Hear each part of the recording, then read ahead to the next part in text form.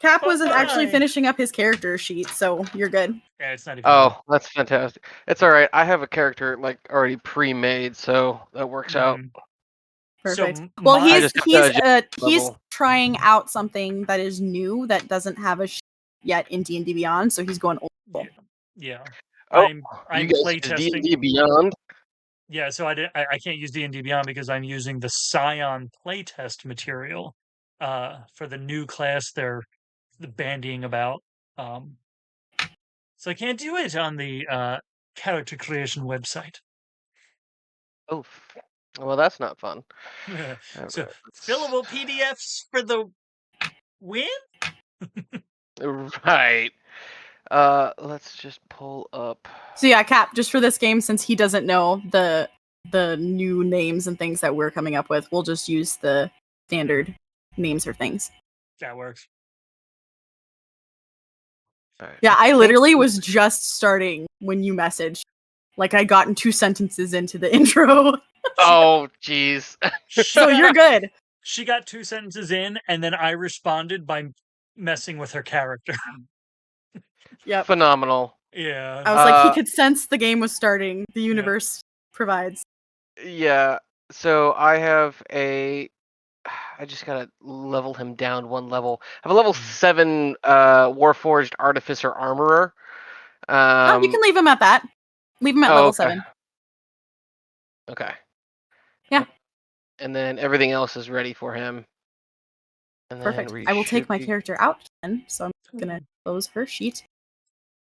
Okay. Where did she? I mean, she's still gonna be there. She's just not. I'm just not gonna play her. She gets up and walks away. She's like, "I told you, Aerith is gone." She gets up and walks away. Yeah, she just comes and tells us that he's missing, and that's it. I tell you, these air genasi, they're just so flighty and breezy. Yeah, you could really say they're aloof. Yes, I don't understand. It's fine. But let me know when you're ready. What is your character's name? So his designation is TNO. Okay. So people have just been calling him Tino. It Tino, stands okay. for the Nameless One. Yeah. So slight backstory, just so we all know. I am a 7-foot tall, robotic-like Warforged, made entirely out of wood and steel, and I have TNO written right on my forehead, and the core of my, I guess, center is adjusted by my mood, because I was feeling a lot of things when I made this character. That's fair.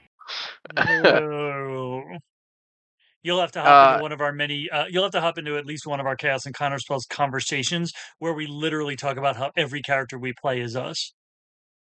Yeah. So Tino is convinced he's human, as in like a human like being, because he doesn't know what a robot is. He doesn't know what a Warforged would be. He just knows that his whole job is to blend in, and that is what he will do his damnedest to do.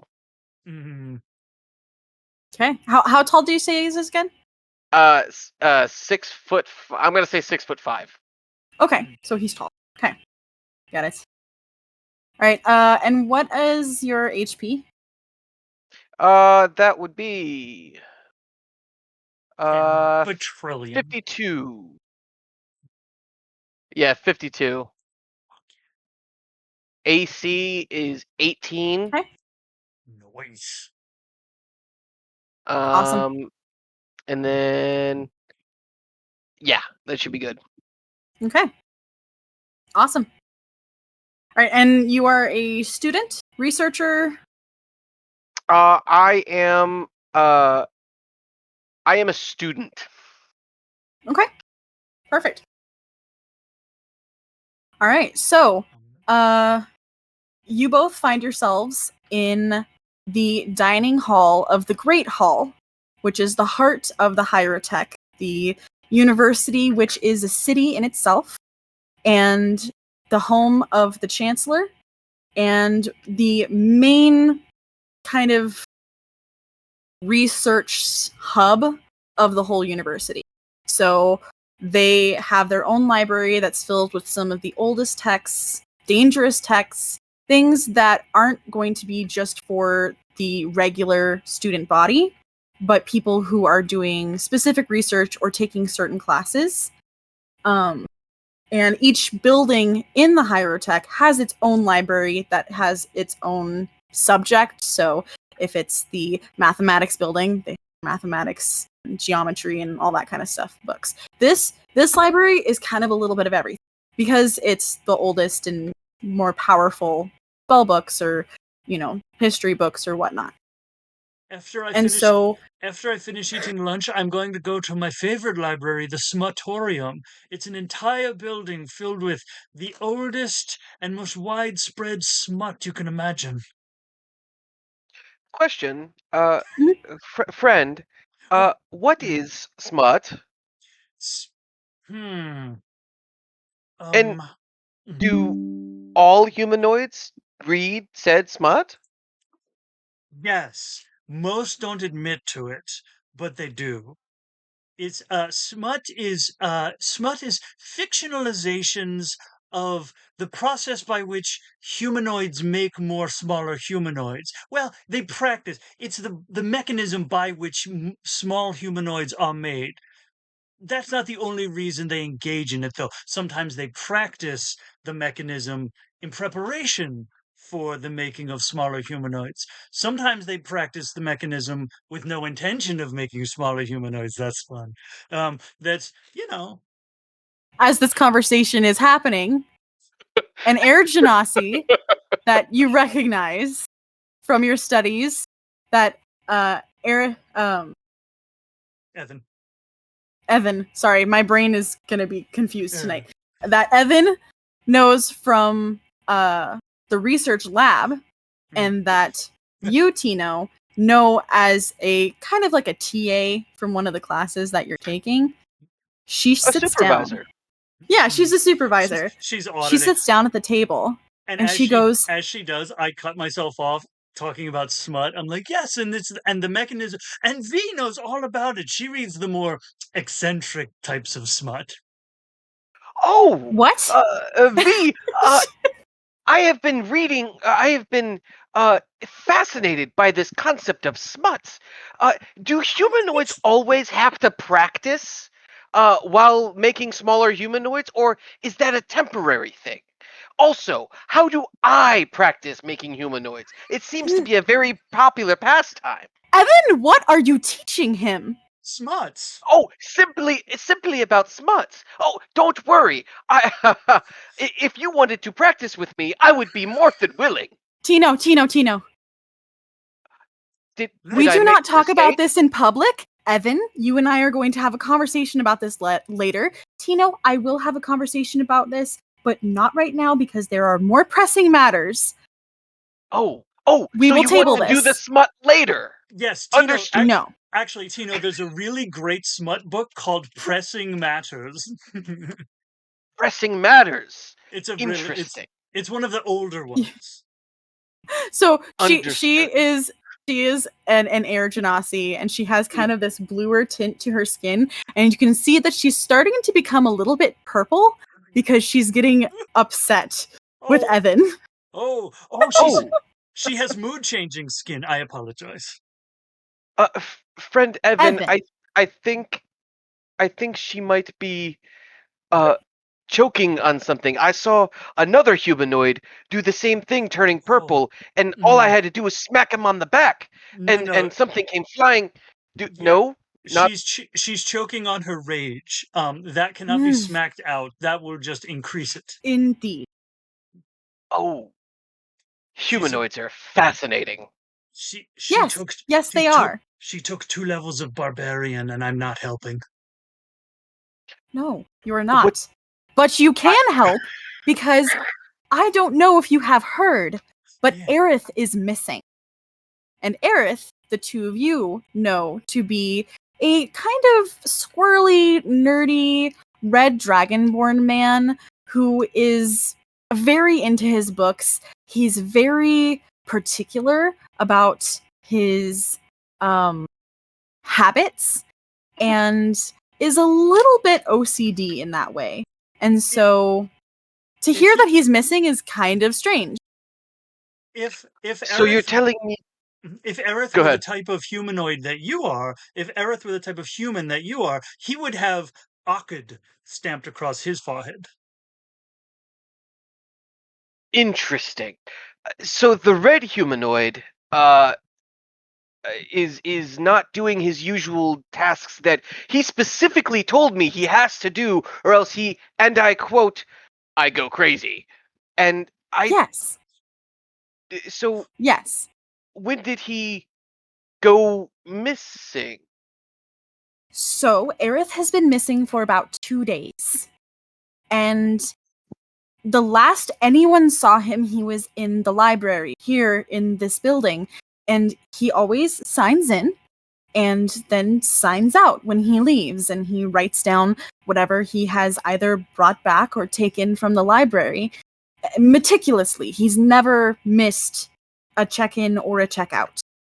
He's even come back in the middle of the night to add something he forgot to add to the list of books that he checked out, because it was a small, thin, like, manual, and it was stuck between two other books. Like, he is meticulous, and he did not sign out of the library. And now the librarians say that they have gone through the library and that they didn't see him anywhere, but I don't believe this. The library is huge.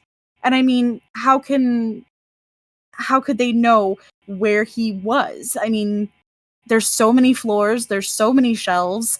I don't think they looked very hard. And no one has seen him outside of the library for the last 2 days. He has not done any of his normal routine, and he always goes to the same buildings at the same times. He always eats at the same times. No one has seen him. And so I'm putting together a group of people to go through the library floor by floor, like a team for each floor, so that if he's walking around or something, he's not missing us as we're looking somewhere else, kind of, you know? And so I was wondering if you two would help us as one of the teams to go look for him, because I'm honestly very concerned. Either he is in the library somewhere, maybe having a medical emergency, he could be dead, which I'm hoping is not the case, or someone kidnapped him. And in that case, we need to find any clues that we can find on that. Mm-hmm. Which I don't know why anyone would kidnap him, and I am surprised if they did, that they would keep him for 2 days and he wouldn't drive them crazy, but that's beside the point. So you're saying you need people like me? Yes. Did you hear that? Did you hear that? I heard. Of course I heard that. They called me people. You are at least one people. Yes. Do you specifically need other humanoids? Me? At the moment, no. We honestly needed 2 more people. I have enough people for every single level of the library except 1. So I'm pretty much giving it 2-person teams per floor. Fascinating. And so Evan, yes. We're 2 people. We are 2. Yes, we are 2 entire people. Does that mean we're invited? Yes. Right now. I think we're being voluntold. I mean, not voluntold. If you don't want to do it, then I'll find someone else. But no, you know who he is. No, wait. Please, no. I have never been included in something like this. I'll at least take you. It's up to Evan whether he wants to come or not. Oh, no. Evan is my, and I quote, emotional support person. That's true. what he said. I don't know what that means. It's true. It's true. I support his emotion. I support his emotional states. Yes. You've never been included in anything like this? If you had told me, I would have gone missing so that you could have been on the search and rescue.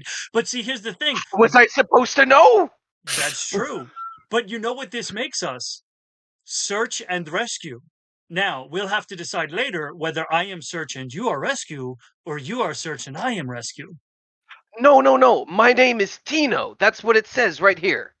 Yeah, okay, yes. This is true. Okay, so... I don't know who this search or rescue is.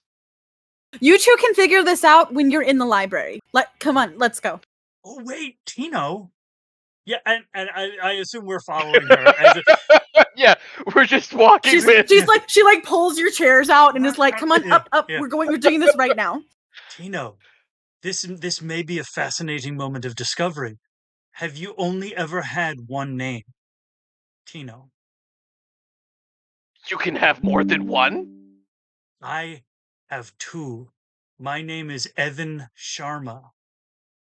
But people also call you asshole. That's...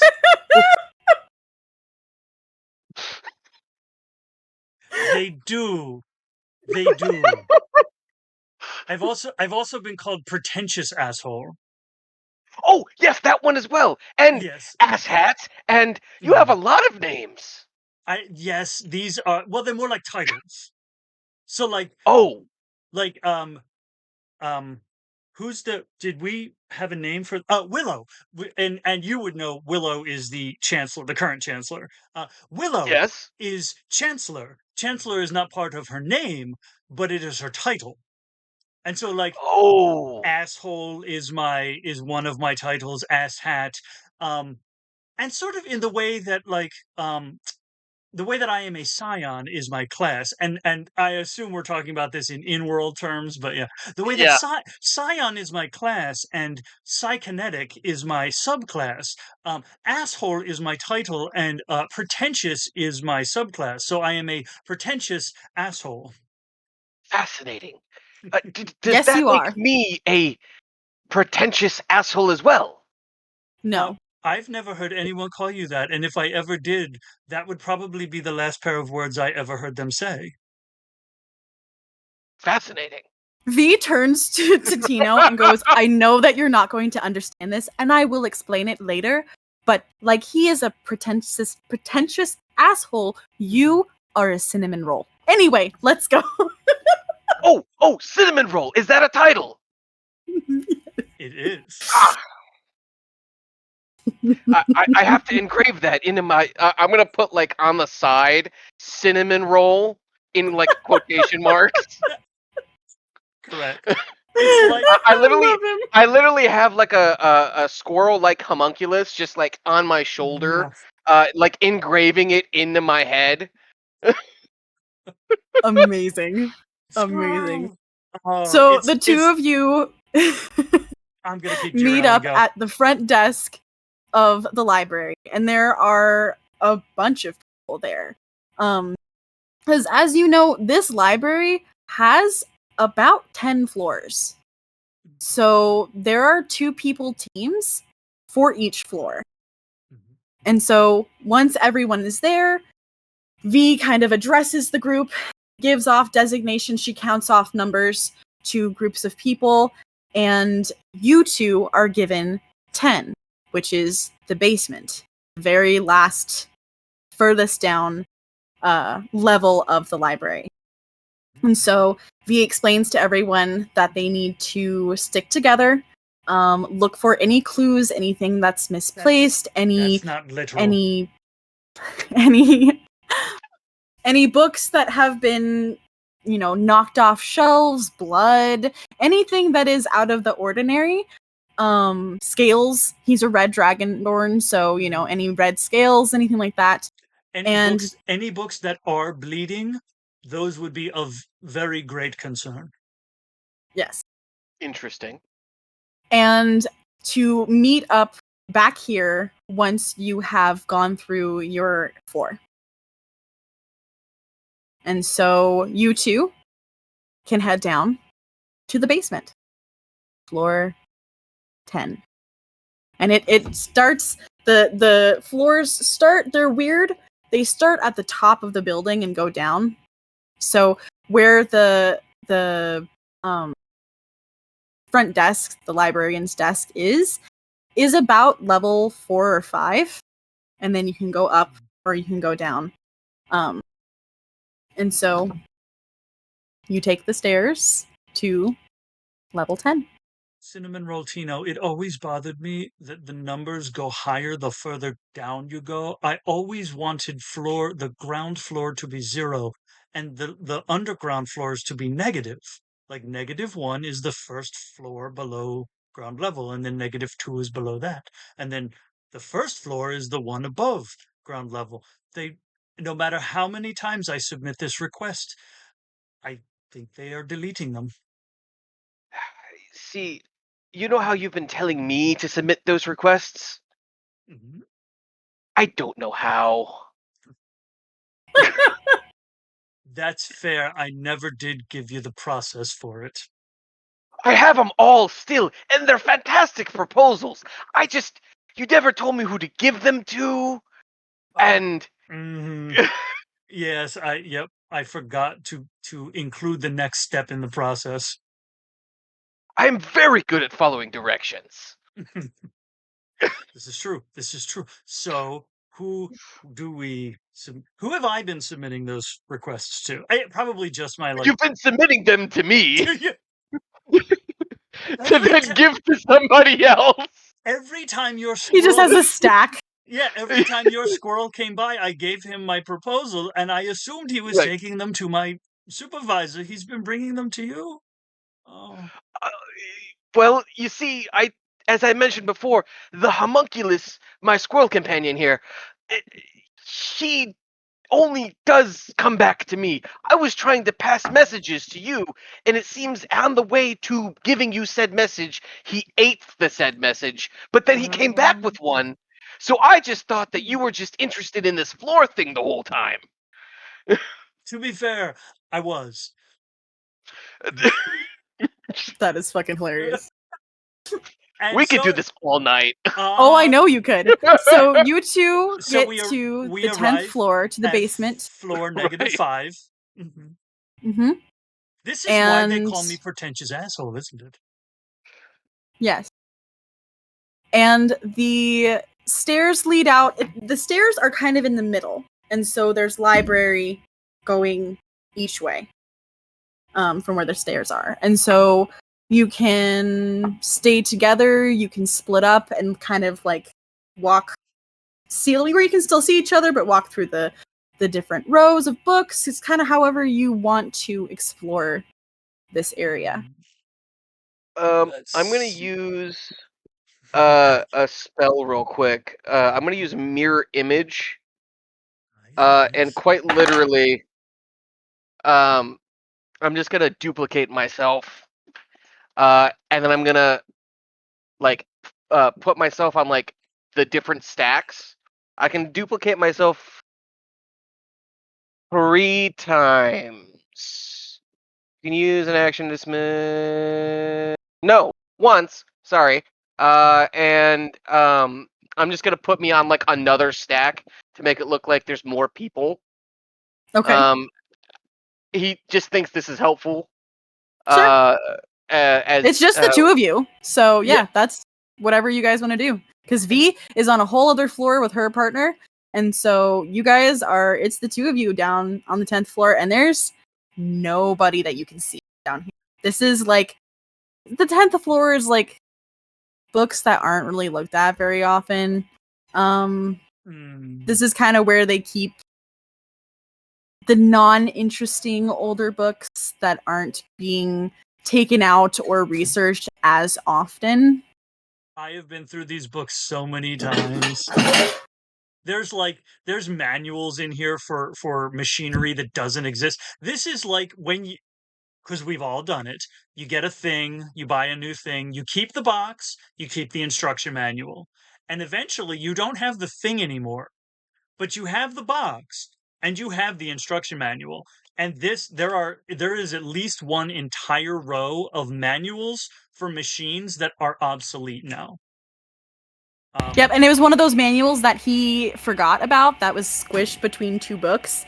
And when he was going through his books that night, he found it was like, oh my god, I didn't write this one down. And like in his nightgown, ran to the library to go fill it out in the paperwork. At least one of your at least one of your mirror images needs to be so you're 6'5". One of your mirror images needs to be like 6'2", because Ethon is like, see, you say you haven't read smut. You haven't read the smuts about humanoids making smaller humanoids, but you have made a smaller humanoid here, and it's not the conventional way, but yeah, halfway there. So you're saying I have committed smut? Interesting. Is that how you humanoids do it? Well, there are many smuts, and many different. As many humanoids as there are at least that many smuts. Fascinating. I have so much to learn. Oh yes, we all do. Yes, you do. So, investigation checks. Yes. Yes, and I see it's phenomenal. My intelligence is 18. Because Tino a smart boy, even though he a soft boy. High intelligence, low wisdom. Oh, also, real quick, if we end up in combat at all, the only weapon that Tino had was a hand cannon. So I understand if that's not okay. I will just remind you, you're in a library, but you can do whatever the fuck you want. I understand that. I just want to make sure you're cool with the fact that Tino literally just has a big gun, and that's it. That's fine. That was his. He was a one-trick pony. Yeah. He's trying to learn new tricks. You mastered the one trick, maybe not mastered, but you've expertised the one trick, and now you're learning new tricks.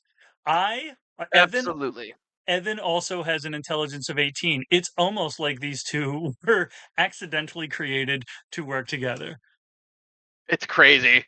Ethon is deliberately going to forget this. He has sending. So he could cast sending to Aerith. If that will janktify anything, I will literally just have him forget it. Because literally today, April sent me a text message that she went to Wawa. And by the time I got home, I forgot she went to Wawa.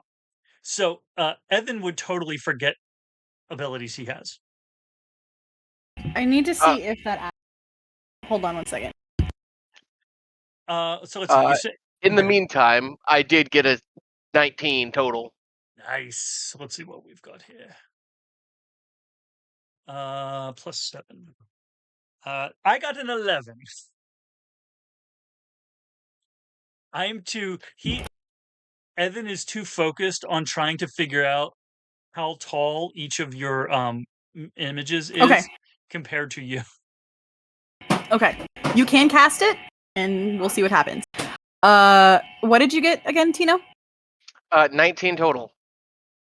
Okay. All right. So the two of you. I could flash of genius it if I really needed to, but I don't think. Oh no, that's plenty. That's plenty for what you.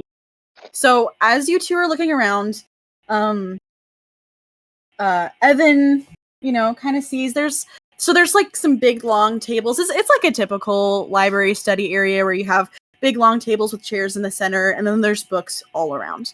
And so he sees that there's some chairs that have been pushed out. So people have been sitting there. Whoever cleans has not necessarily been through yet to kind of push things back in, whatnot. And you find an apple core that somebody like left on the floor, and there's dust around. But Tino is the one that finds something important. Tino finds next to one of the chairs a red scale. Friend Evan.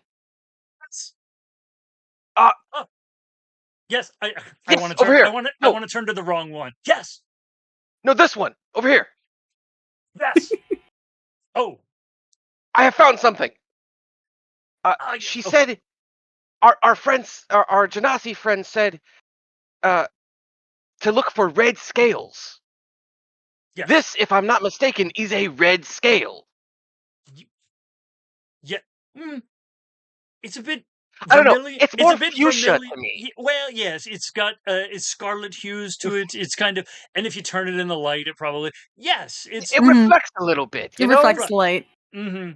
I think it and it's falls the kind of thing I think of like Dragonborns, and Evan would know, being also a Dragonborn, that it's like hair. When you scratch, little teeny tiny scales probably flake off, just like human hair or whatever. So cool.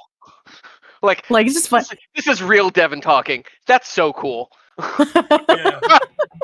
It's they flake off like dandruff. Yes, that's Aerith's. Right. He has dry scalp, and that is one of that's. He has dry scale. Okay. He has dry scale. Leave him alone. He's got. It's a condition. I have to figure out the And Dragonborn version of eczema. Yeah. And so now that you know what the scales look like, you'll be able to notice them on the ground if you investigate other places. Unless you roll a nat 1, you will notice any if they are in the area, because you know what it looks like. Noted. Okay. So, is there a way for me to? I know we're in like the old section. Is there like a Dewey Decimal System? And I know that might be too. If it's too much, that's fine. I just would like to look for, or even an insight check to know like what he was, if I would know anything about like what he might have been researching. Make a history check to see if he told you what he's been working on recently. I'll take that. Okay, that's a 13 plus a 7. That's so a dirty unnatural 20. Yeah, an unnatural 20. Okay. So I was waiting for this. Let's see. We are playing with two things that I'm very good at. So sorry. That's fine.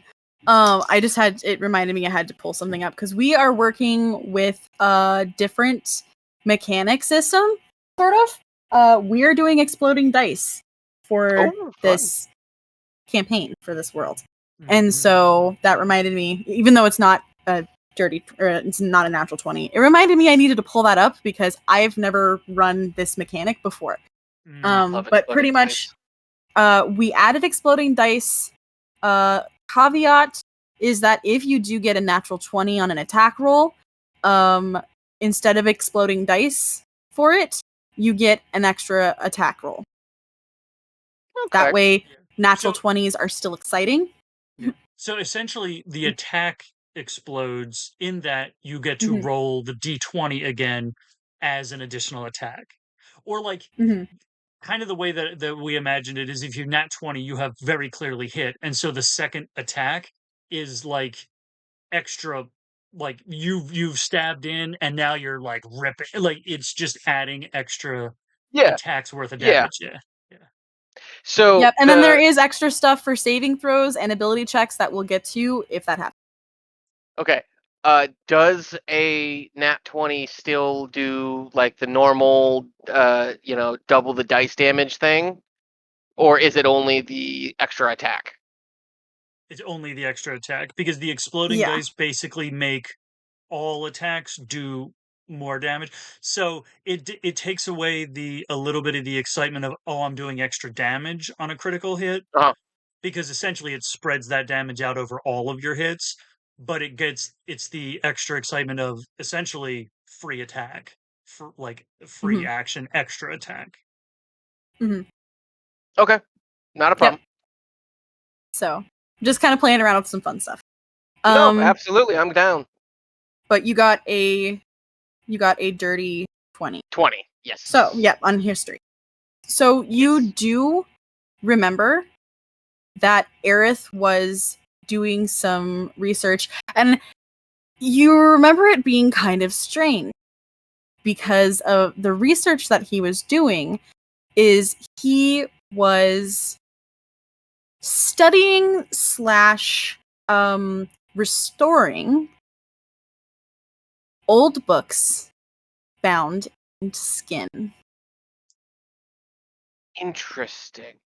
And it is any kind of skin, not just humanoid skin, maybe animal skin or whatnot, but it's a very specific type of leather that I mean, essentially needs specific things.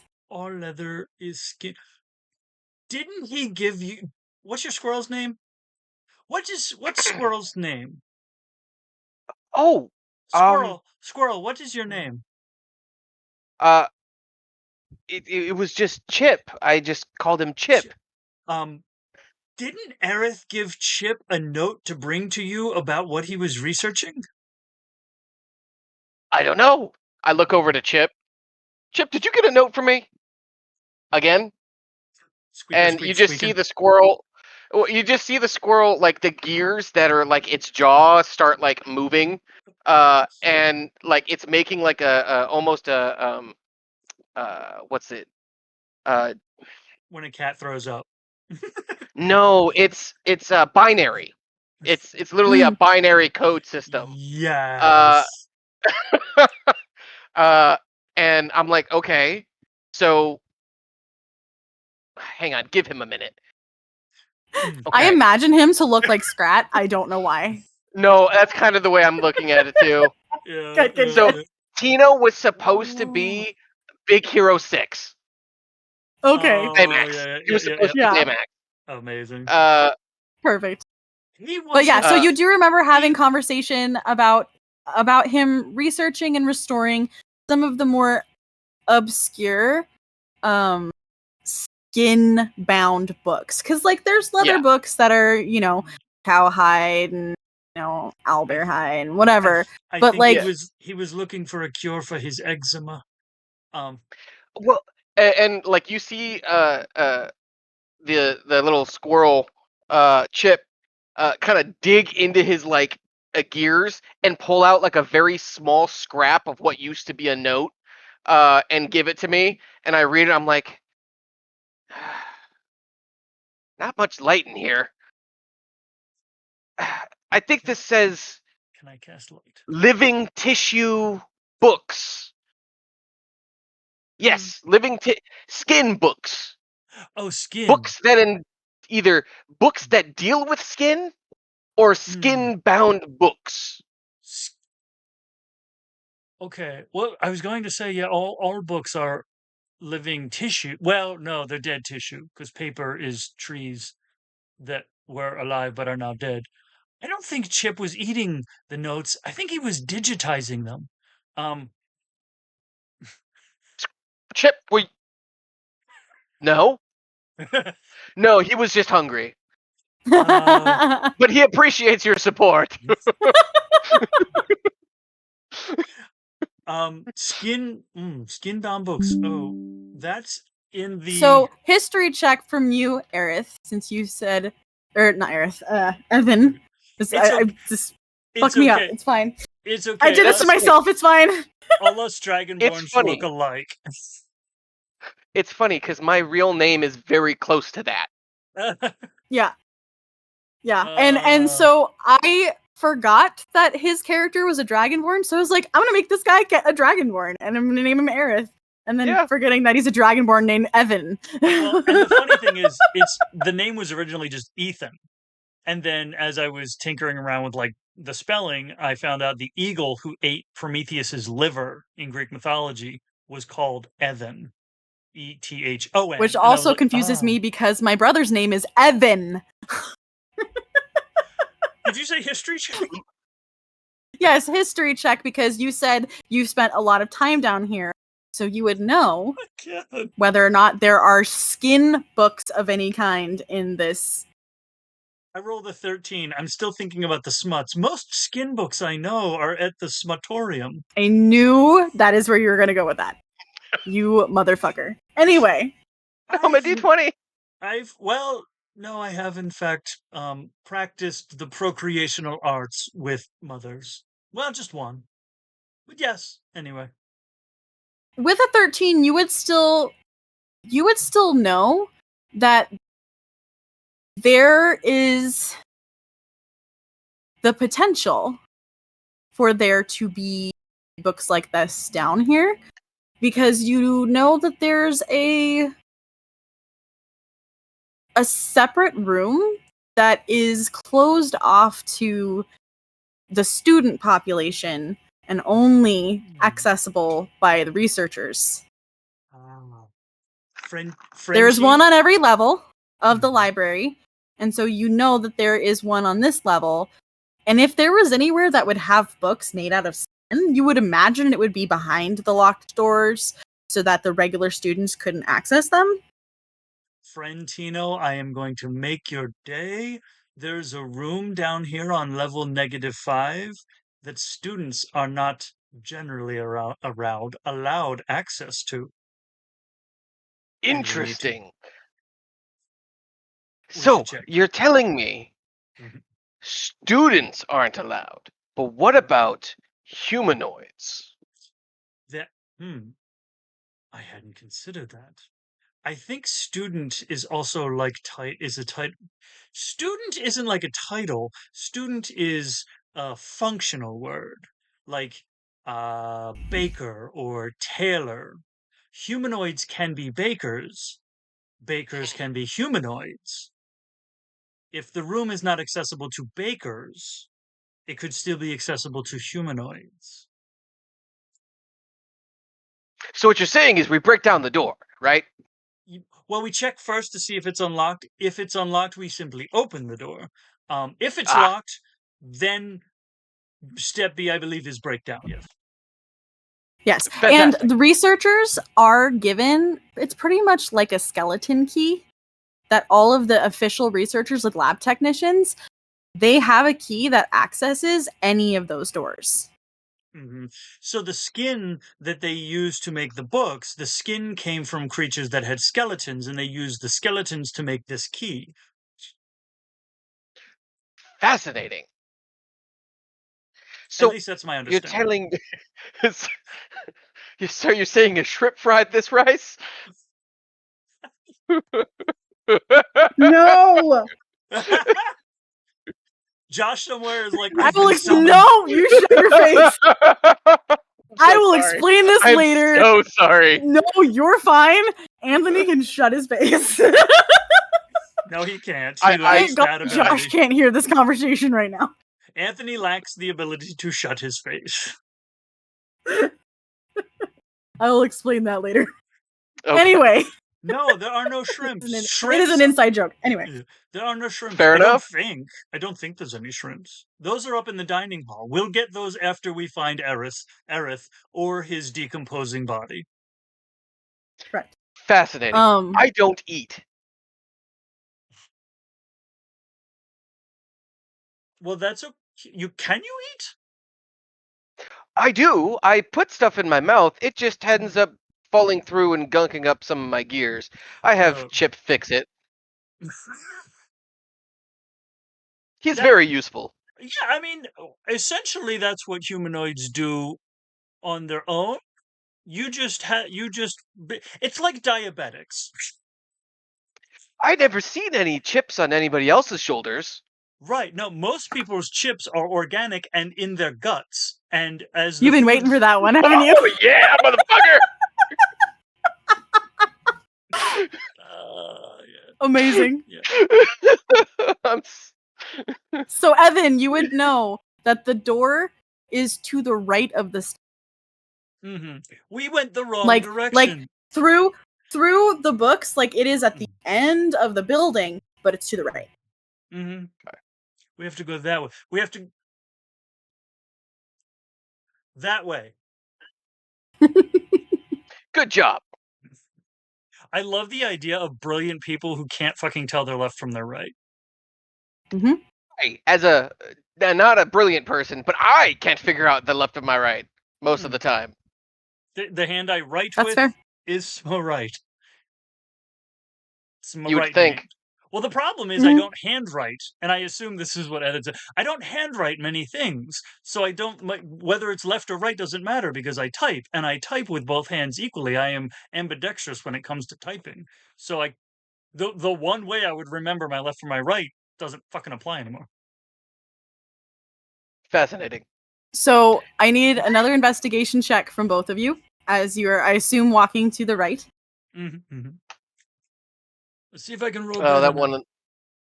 That was a 13 total. Okay. Not as great. That was a 12. Oh, good. Tino, you can roll again because I said you know what you're looking for, so you have advantage on finding. Phenomenal. I just got a nat 20. What was the ability check? What was the ability check exploding die? I think it's something with so because you can't because there's no follow-up roll for an ability check, we essentially the nat 20 grants something. Grants the creature making the ability check a variation of the Fiend Warlock Dark One's blessing, granting a number of temporary hit points equal to the additional d20 roll. These temporary hit points last for 1 hour. So essentially, you get to roll a d20 and you get that many temp hit points. Mm-hmm. 5! There you go. So you have 5 temporary hit points. There you go. And as you are walking, you do occasionally find little red scales that are on the ground, just as you would find someone's hair, like you would find my hair on the ground because it's blue. I just have Chip picking them up and like hoarding them. You know, dragon scales is a commodity. Everybody, we know that they're very expensive. There's a reason why they're all rich. That's all there is to it. You find about 7 of them on the way, but you can tell. I mean, because Evan knows that this is the straight route towards the door. Aerith has been walking back and forth, studying, reading research every day here. So there's a few that are along this path that he's just, lost naturally. He doesn't want anyone to know. You've certainly noticed with your attention to detail the bad comb over. He doesn't want people to know he's going bald. But the comb over is only going to last for so long. Understandably. Mm-hmm. Yes, you humanoids tend to lose your bodily fluids and external coverings. Your armor, almost. Your external coverings. Yes, I like that better. You tend to lose that quite often. It's very distressing. If I were to lose a gear inside of me, my arm might not work. That's true. Well, and it's the wear and tear of the external environment on the outermost layers of our coverings that causes these. We shed them, they get a little dented, we shed them, we regrow them. Now that may be a little bit of a difference, is that we regrow new ones. Do dragonborns regrow new scales? I would assume they do, or don't they?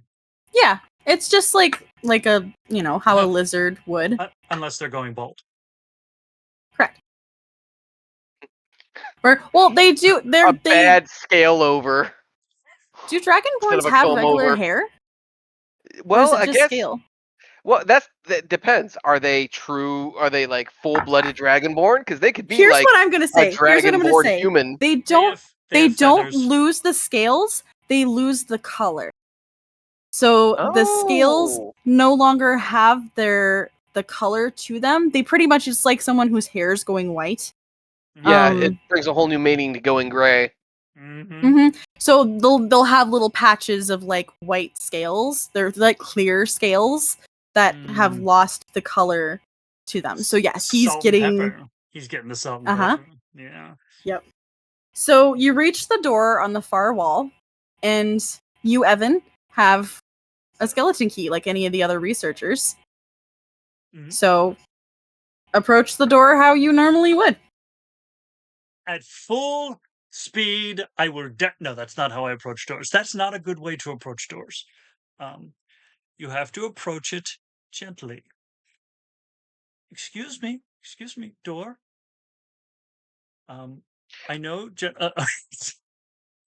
Do you?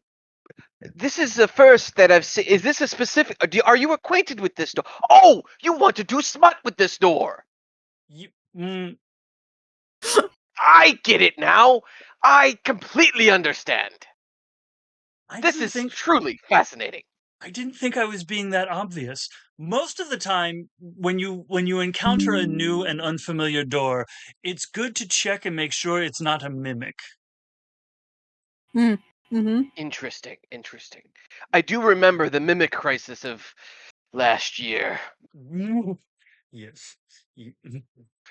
As I look off into the distance. It's true. I lost a lot of skills during that. It was harrowing. And your tail. Well, if I recall. Yes. It's growing back fantastically, by the way. Yes. I wag the Yeah. It's not as prehensile as it once was. It's He lost like the first foot of his tail. Right. Back. I look like it's like one of those. It's like a gecko that lose like half their tail when they're attacked. Mm-hmm. Yes, it's fine. It's fine. I told you to worry about. So what are you doing? Stops. Okay.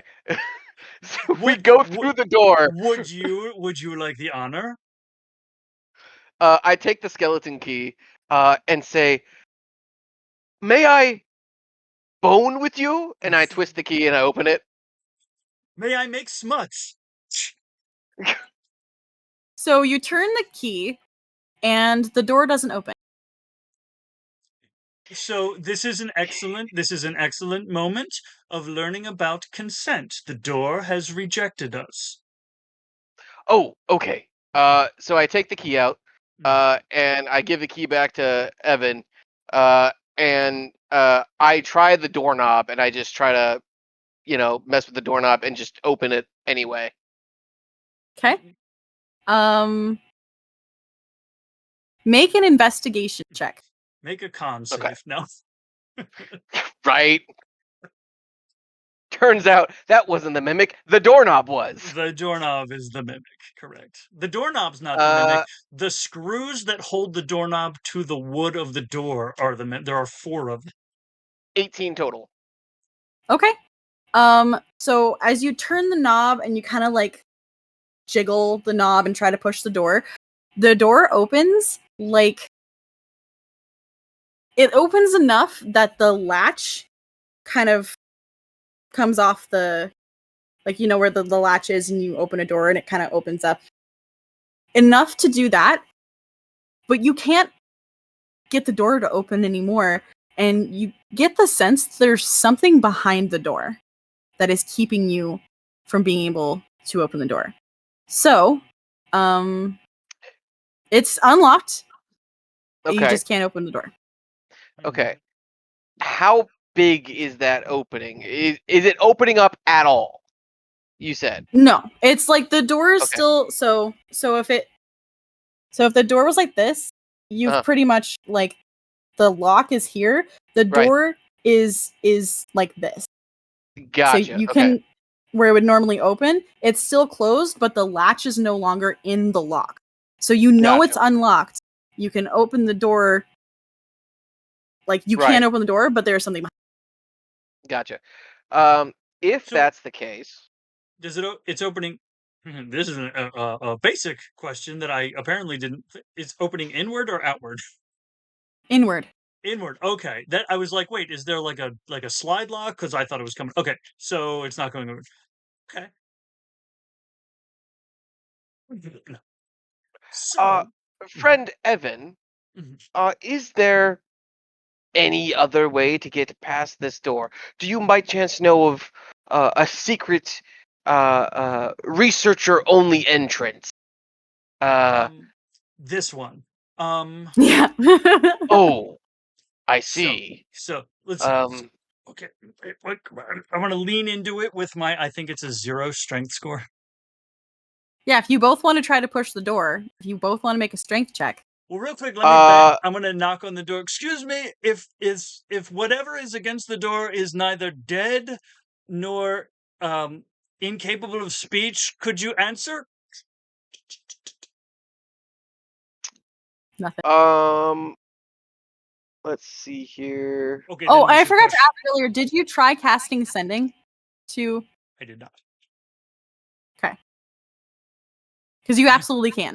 I was gonna say, as I'm knocking, I could actually be doing that also. Like I'm knocking, thinking maybe like it's somebody slumped and like up back against the door, and I'm like, I'm knocking. Excuse me, if you're asleep in there, and I'm casting it. Herath, got.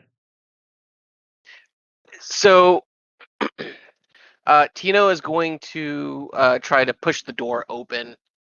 He doesn't have phenomenal strength, but it is a +2. So let's try. Okay. So if you will get advantage if Ethon helps you. Will it help if Chip helps me? I mean, it is just a probably not. squirrel. Yeah, I figured. But it's a construct. What is his strength score? Because Buzz has a stupid high strength score. True. So technically, I chose to make. I can make another like homunculus like half the size of me and have the same like stats as me. I just choose to have Chip on my shoulder because I was told that I had a chip on my shoulder when I first was made, and ever since then he's just been there.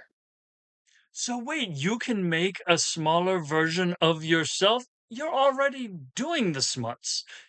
Wow, you can do the smuts with yourself.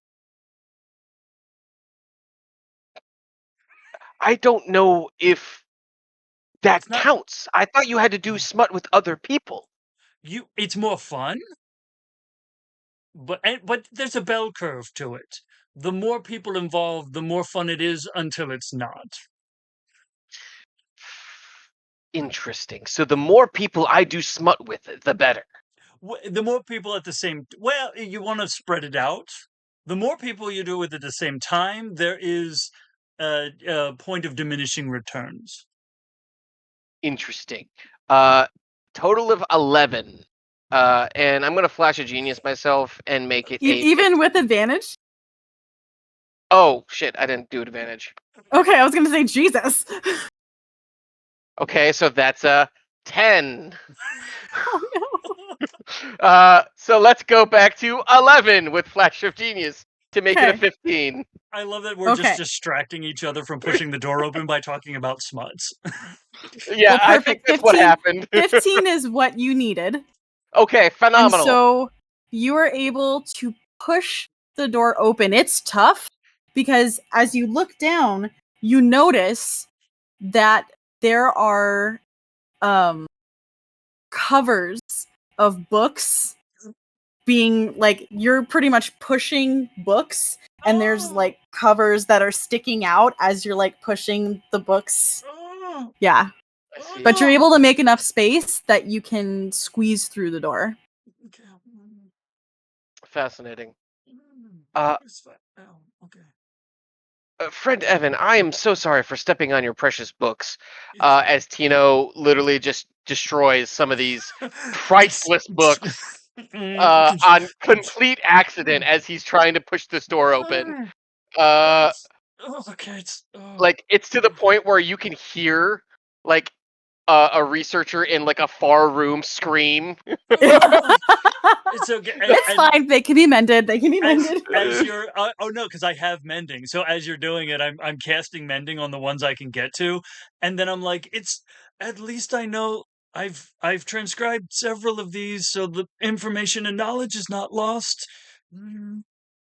Yep. So as you get into the room, there is an entire bookshelf that's like pretty much next to the door. All of the books are on the floor in a pile behind the door. In a like it looks like maybe the shelf broke and like all of them fell or something, pushed them off. Are these particularly skin covered books or are these just books? They're just books. Okay. If you cast Speak with Dead on a skin covered book, no, it has to have a head. And it has to have some kind of vocal cord too, as far as I know. Yeah. I mean, it has a spine. So this room is a little bit different than the rest of the library. It still has, it's like a little mini library. Like you walk in, there is a single table with 4 chairs just around it. And then there's a few aisles with books. And the aisles are probably about 5 feet wide. And there's tall bookshelves. And so there's probably like 6 aisles, maybe, of books. And they go back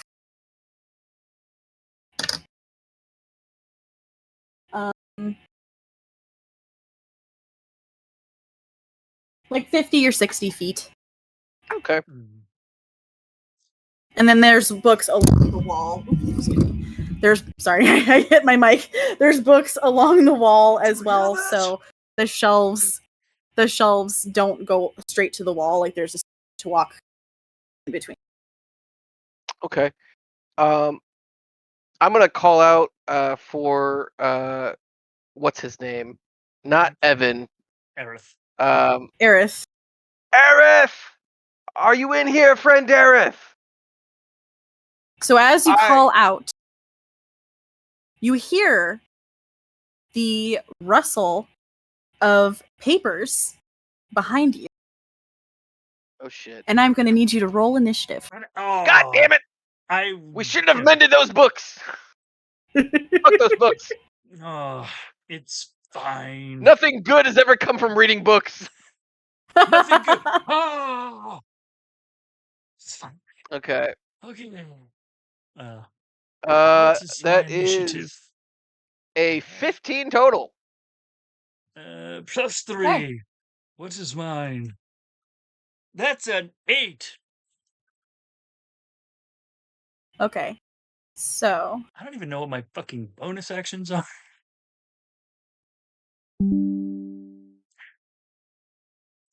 You said an 8 tap?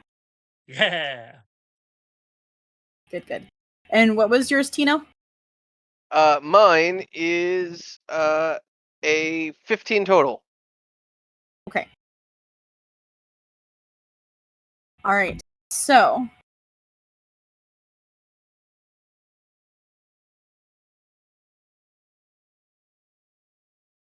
I need you both to make a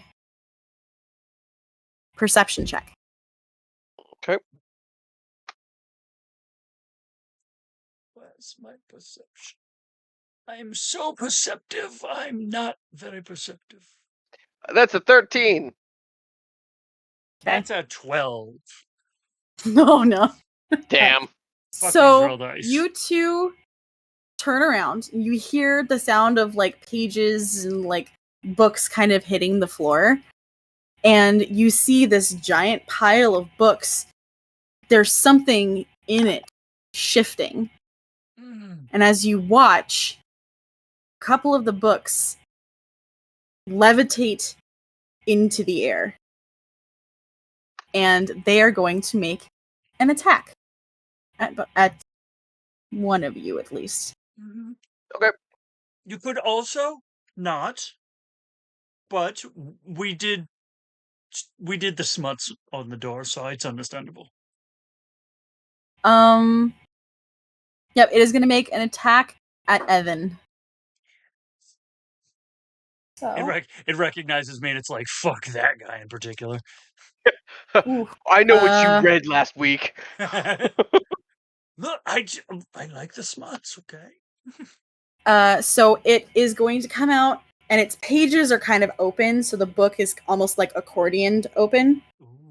And it's going to make a slash attack at you, and it is going to miss with a 12 to hit.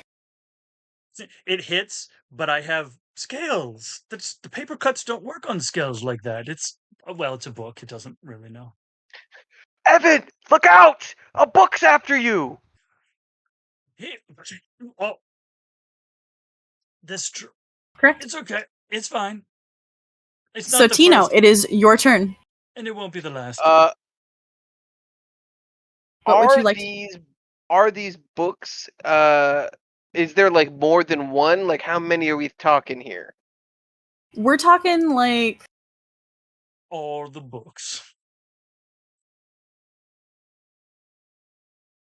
There's probably about 10 of them.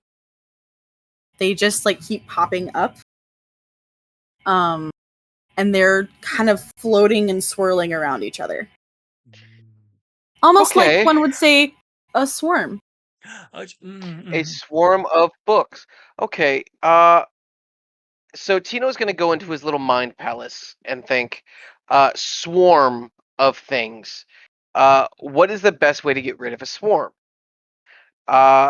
He has seen many a swarm of steel mites, termites, awful swarms.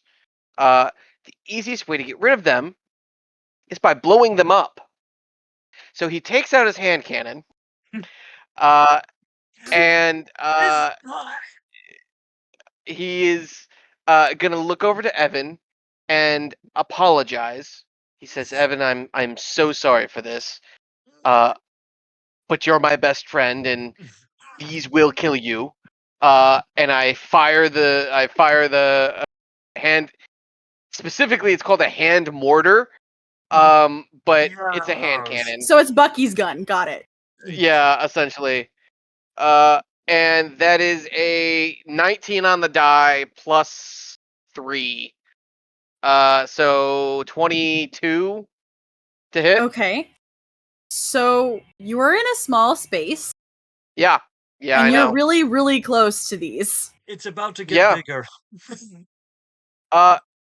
In fairness. Oh, I'm still gonna let you do it, but you guys are gonna take damage, is what I'm saying.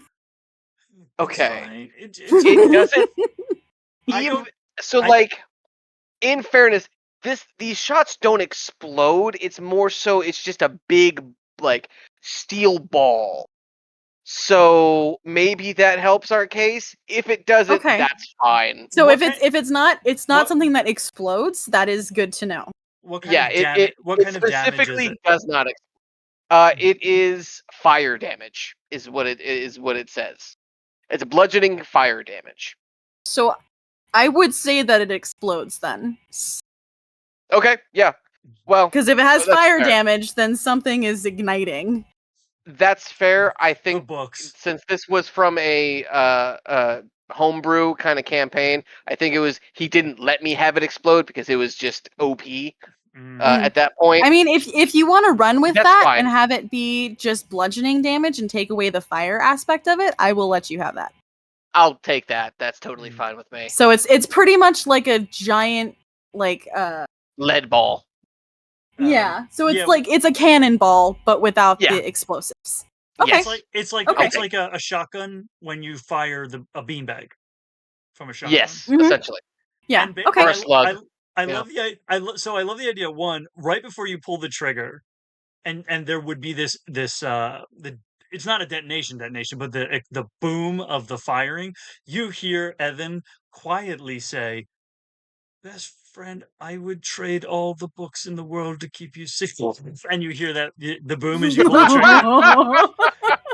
And then Evan, knowing what this thing is supposed to do, knowing there's supposed to be bludgeoning and fire, Evan is like, "Oh, we're going to die," and he dodges back, not knowing that since you've been developing your skills, you've actually learned how to turn off the fire part and only do bludgeoning.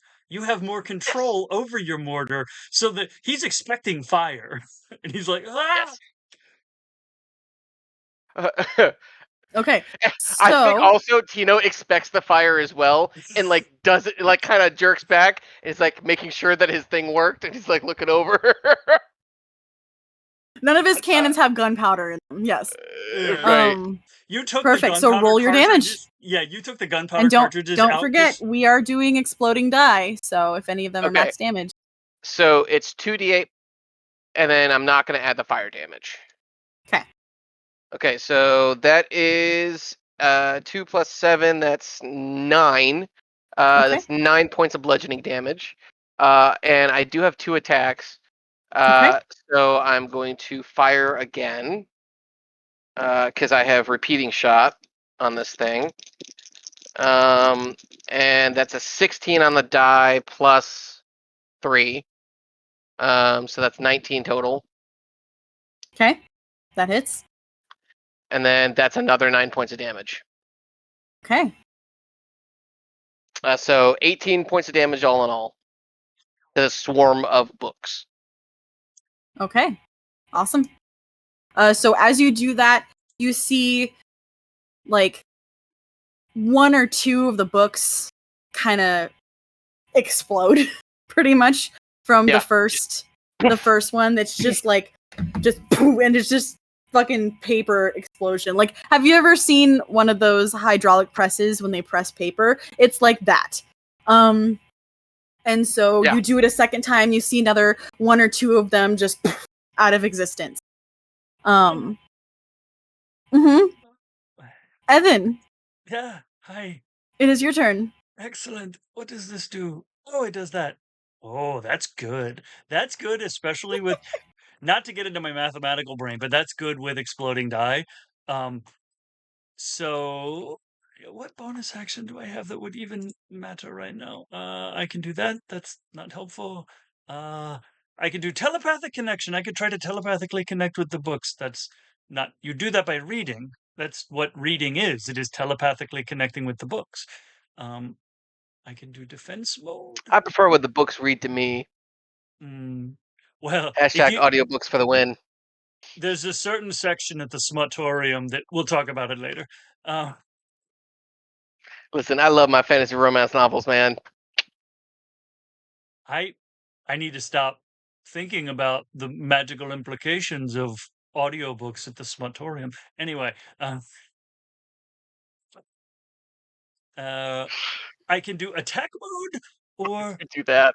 Defense mode. Now, I don't need to do defense mode, and attack mode doesn't really help. Although I can reroll damage dice. That's fun. I will actually do attack mode. Sure. It will last 1 minute. And I will, so let's see. Attack mode causes my weapon, Psion spells, and Psion features to ignore resistance to psychic damage. And when I roll damage for a spell, I can trade 1 psionic energy die in order to re-roll a number of damage dice up to my intelligence modifier. Okay. And then I will cast Cloud of Daggers. I fill the air with spinning daggers in a cube 5 feet on each side, centered on a point I choose within range. A creature takes 4d4 slashing damage. Does a swarm of books count as a creature? Well, I'm going to make the argument that if these are skin-bound books, they count as creature adjacent.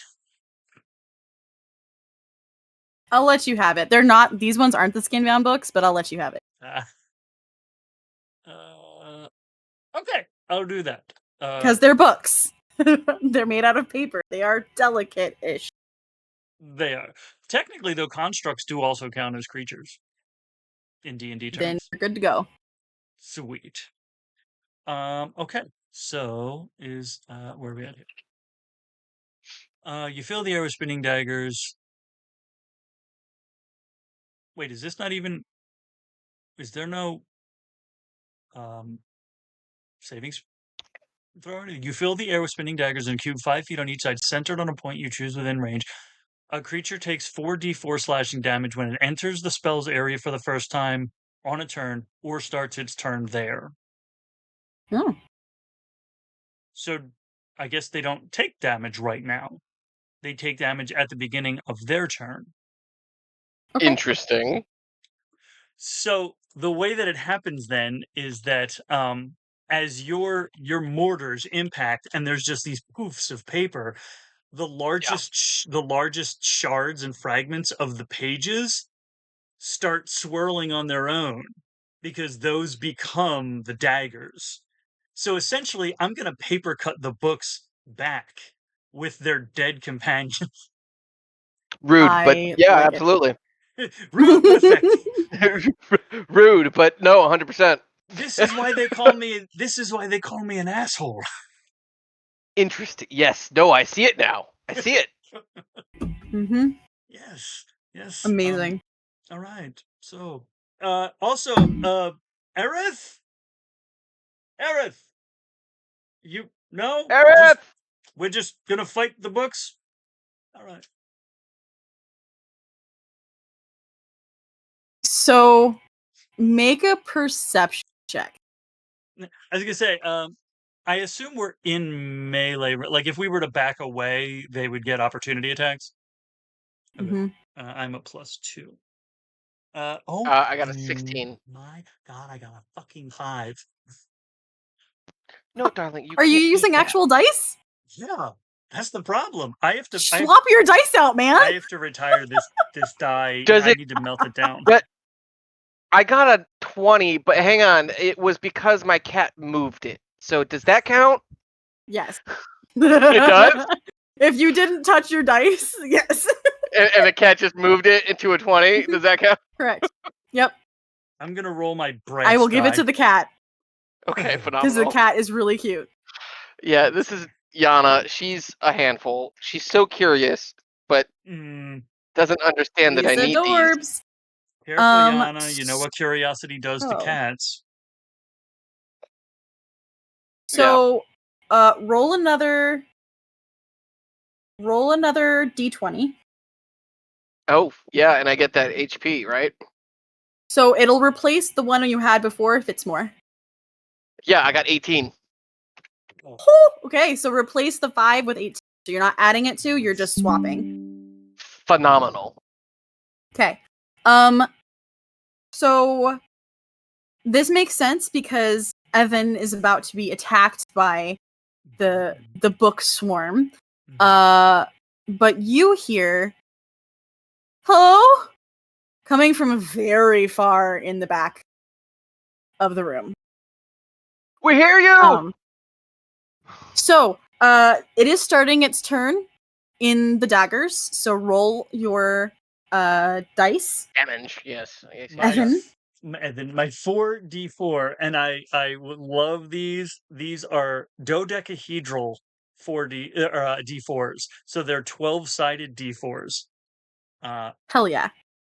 I thought I had 4. It seems counterproductive, but all the power to you. I'm gonna go with 2. So let's see here. So that's a 2 and a 4, and a 3 and a 1. Floating. So 2, 4, 3, 1. So 1, 2, 3, 6, and 4 is 10, and 1 explodes, and that's a 3. So 13 slashing, Cool. I think. That's a 13. Decent. 13 slashing, yes.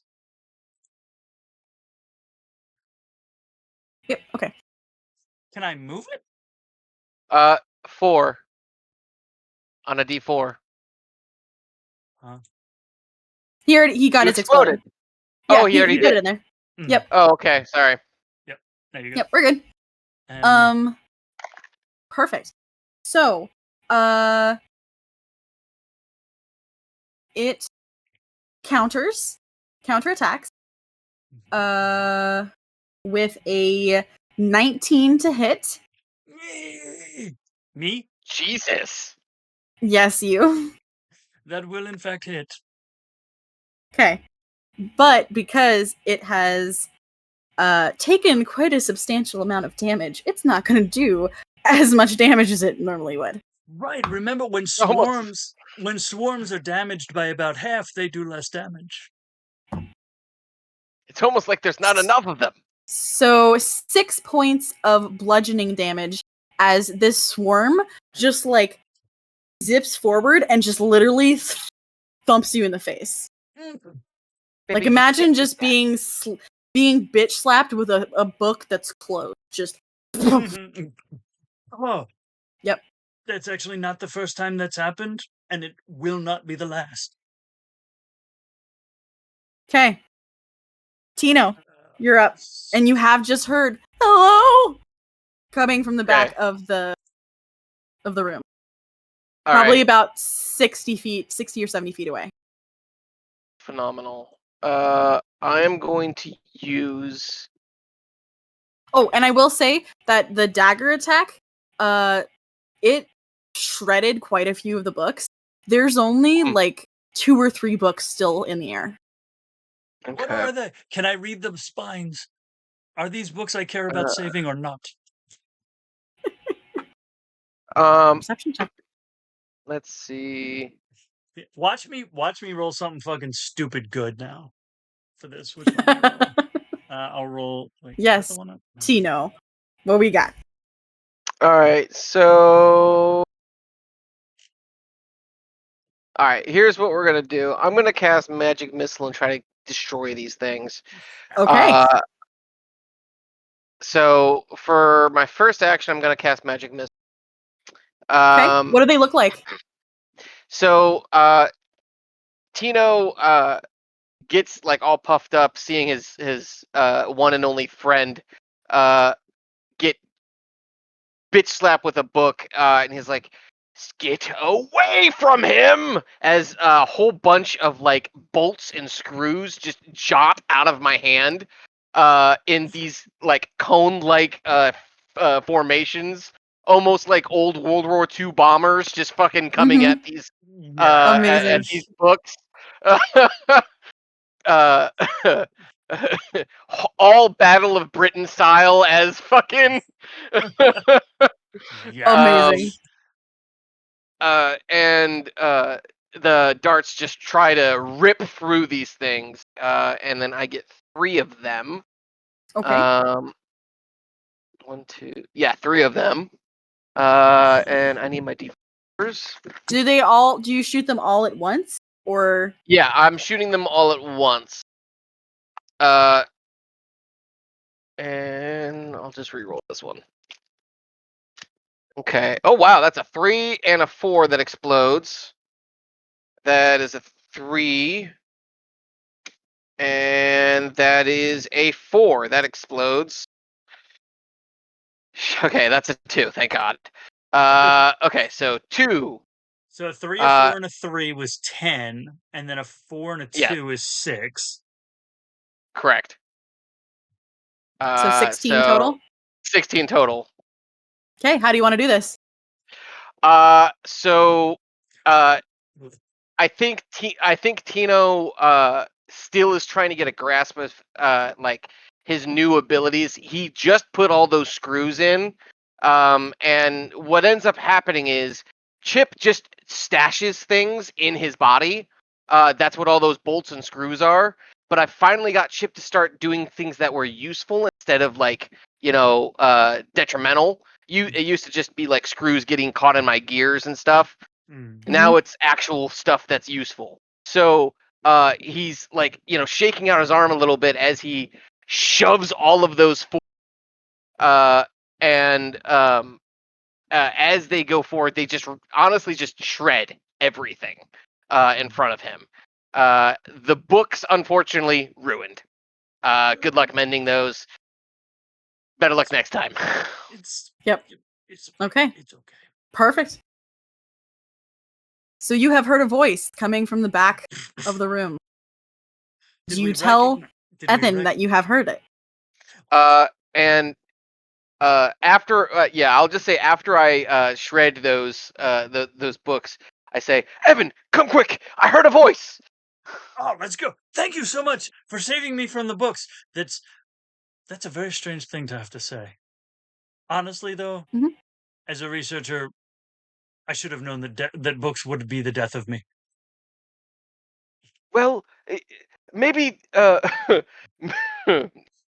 Well, I think it'll be best if you just lay off the smut from now on. Honestly, at least until you recover. Right, yes. It is very strenuous. All right, so what are you doing? Tino is going to head towards the voice, yes. Are you saying anything, or are you just running in the direction? I think Tino is going to try to say something. So Tino's going to yell out, "Identify yourself, please! I don't know who you are, but if you're down here, that must mean you're lost. Because who would want to be down here? No offense, Evan. It's okay. Books are dangerous. Do you need assistance?" So after, as you say this, you hear, over here, quickly, come quickly. It's it's not safe out there. Well, no, it's not safe in here. We follow the voice. Do I recognize? So make You recognize the voice. Okay. Oh, okay. You recognize it as Aerith. You can tell, Okay. but it's very, very panicky. Now, what? Before we do, we're both dragon. I'm trying to think of a thing that meandered. What did V say that time that you asked her to do the smuts? What? Correct answer. Echo from around Correct answer. You never asked V to do the smuts. I was checking to make sure. You know how changelings can. Very smart, Evan. Yes, we don't, especially after the mimic fiasco of last year. We don't talk about the mimic fiasco. It's a harrowing tale, I say, as my 3/4 of a tail way. So you run down the aisles and you see there's nothing down the aisle, nothing down the aisle, nothing down the aisle. You get to the last aisle. There is a small hut in the middle of the aisle. That's not supposed to be here. I don't think. Evan, do your humanoid variation usually build huts? I really want Tino to have said, "Do you people? Do you people make huts? Do you people out of mud? Not my people. But he's more scarlet, and they have different habits. Why is there a hut? Aerith? So this hut is at the very end. It's where two aisles connect, or like where there's an aisle, and then here's the wall, and so it's wider here, and so there's about 10 feet of space, and it's in that corner, down that aisle, and it's about 50-60 feet, and there's like a couple of what are they called? They're like the shelf desks where you like stand to like put a book to like open it and read it when you're in a library. I can't remember what they're called. I know exactly what you're talking about. Lectern. Yeah, there's a couple of like lectern type desks along the aisle where there's like cases of books and things, and you see a head pop out. That is Aerith's from the little hut, and it's like, quickly, come this way, come. And he's like panicking. I was going to make an Arcana check, but I think this is a spell. I don't think the hut is physically there. I think he created it with magic. And you understand now why the sending spell did not work. Because sending does not work through a tiny hut. It's true. You can't cast or receive. It's true. I cast sending, and I kept hearing in my head, person you're trying to dial cannot receive calls at this moment. Please hang up. Please person stop. That it's you're trying to contact does not have this number anymore. You're right. please stop thinking and try again. Goodbye. Correct. So what are you doing? Spell components. Please go to. Aerith, we're here to talk to you about your tiny hut's extended warranty running. So you're Aerith, running towards the hut? We've been looking for you. Yes, many people are looking for you, including us two people. Yes, and guess what, Aerith? They invited me. A person. Because he's Don't you understand? We can talk him. Come on. And he's like waving you forward. He's like, run fast. You know what's... But Aerith, I would break the tiny hut. I can't fit in there. Well, here's the thing. Yes, you can. Run fast. Only people can get through the door. So you will hereby prove your peopleness by getting through the door. Mm-hmm. And this is why you're my best emotional support friend. So as you're running down this aisle, I need you both to make perception. Okay. I would like to cast Mage Armor on myself. Perception. No metagaming. So perception check, right? Yes. 16. I got a 12. What's my passive perception? Because I feel like at this point I'm just. Oh, my passive is 15, but no, that's a 12. Okay. So the both of you get two separate things as you're running. You both notice that there is a 5-foot section of the aisle where there's one of those like lectern desk things with a big bookcase that has a whole bunch of books on it that are chained to the shelf. Interesting. And the books start shaking. Evan sees this and thinks something is shaking the bookshelf. Tino sees this and goes, fuck, they're animated too. Yeah.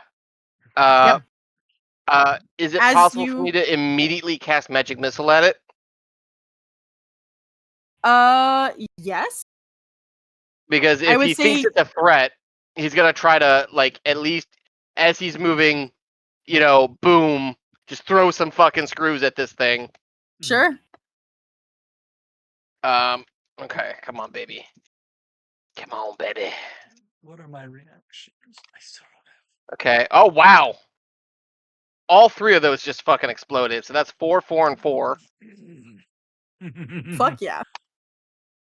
That's another 4. So we'll move that one to the side, and 2 3s. So it's 12. Jesus Christ. 18 and 4 is 22, and 2 is 24. 24. Jesus Christ. And that this brings a whole new meaning to these freaking multi-dice spells. And that's what, like Cloud of Daggers, and a dagger specifically, that's a lot of the articles I read about exploding die are about how they favor, like, the smallest die, D4. There's a 25% chance of rolling max. Oh, yeah. Versus as the dice size gets bigger, there's less of a chance. So yeah, like Cloud of Daggers, 4d4. Exactly. Yeah. So 24 points of damage to whatever the hell that thing is. Fuck yeah. And I'm just spreading that damage out. So if there's like multiple targets, we could cut it in 3. I don't know, but I'm it mostly hits the bookcase. Okay. So as I do that, I'm still trying to run. I'm gonna use as much of my movement as I can to then go into said tiny hut. Perfect. Sliding home like a pitcher, or like a batter. Amazing, yes. As the missiles hit the bookshelf, you hear a wailing scream from somewhere else in the library. Like in that room. It's not good seeing you. Okay, yes, keep going. Right. It's like the bookcase is a mouth, and each individual book is a tooth, and the chains are its braces. Let's go. It's not a bad way to describe it, honestly. All right, you're both running into the hut? Yes. Okay. So you both run into the hut, and as soon as Aerith sees you, he like stumbles forward, and whoever gets there first, which I assume is Tino. Yeah, I think Tino. He lunges and hugs you and is like, I'm so happy to see you. I thought I was gonna die alone down here. Oh my god. Oh, don't worry. Red humanoid. Do you require assistance? Yes. He's tearing up at this point. He's like the relief tears of thank the gods. There's someone who's looking for me. We noticed you weren't attending your usual schedule, so we decided to come down. I got invited to do a search and rescue. I don't know who they are, but I have come to help. He's just like nodding as he's like squeeze hugging Evan and is Not just even like paying attention. Not even paying attention to what I'm saying. no, he's a little delirious. Like he Yeah. hasn't really eaten in a couple days. Like he had some snacks in his bag, but like they're gone. Right. And yeah, he's just like just kind of shaking. Is like, oh, this has been horrible. It's been absolutely horrible. I think Chip is gonna come down and like give him a scrap of paper, trying to get him to eat something. He's just gonna take the paper and look at it. Does it have anything on it? Does it say anything? No. Actually, no. I think it's one of the pieces of book that. Oh no! It's one of those stare invoices. I thought it was going to be it was like the last remaining piece of one of my requests to renumber the floors in the library. No, that's what I'm saying. It's the stare invoice. Yeah, it's one of those. Yeah. Okay, yeah. He just looks at it like, what is this? And then like you see Chip like miming eating to try to get him to eat. He just shakes his head. He's like, I don't. Wait, I don't what think happened? he's hungry right now. I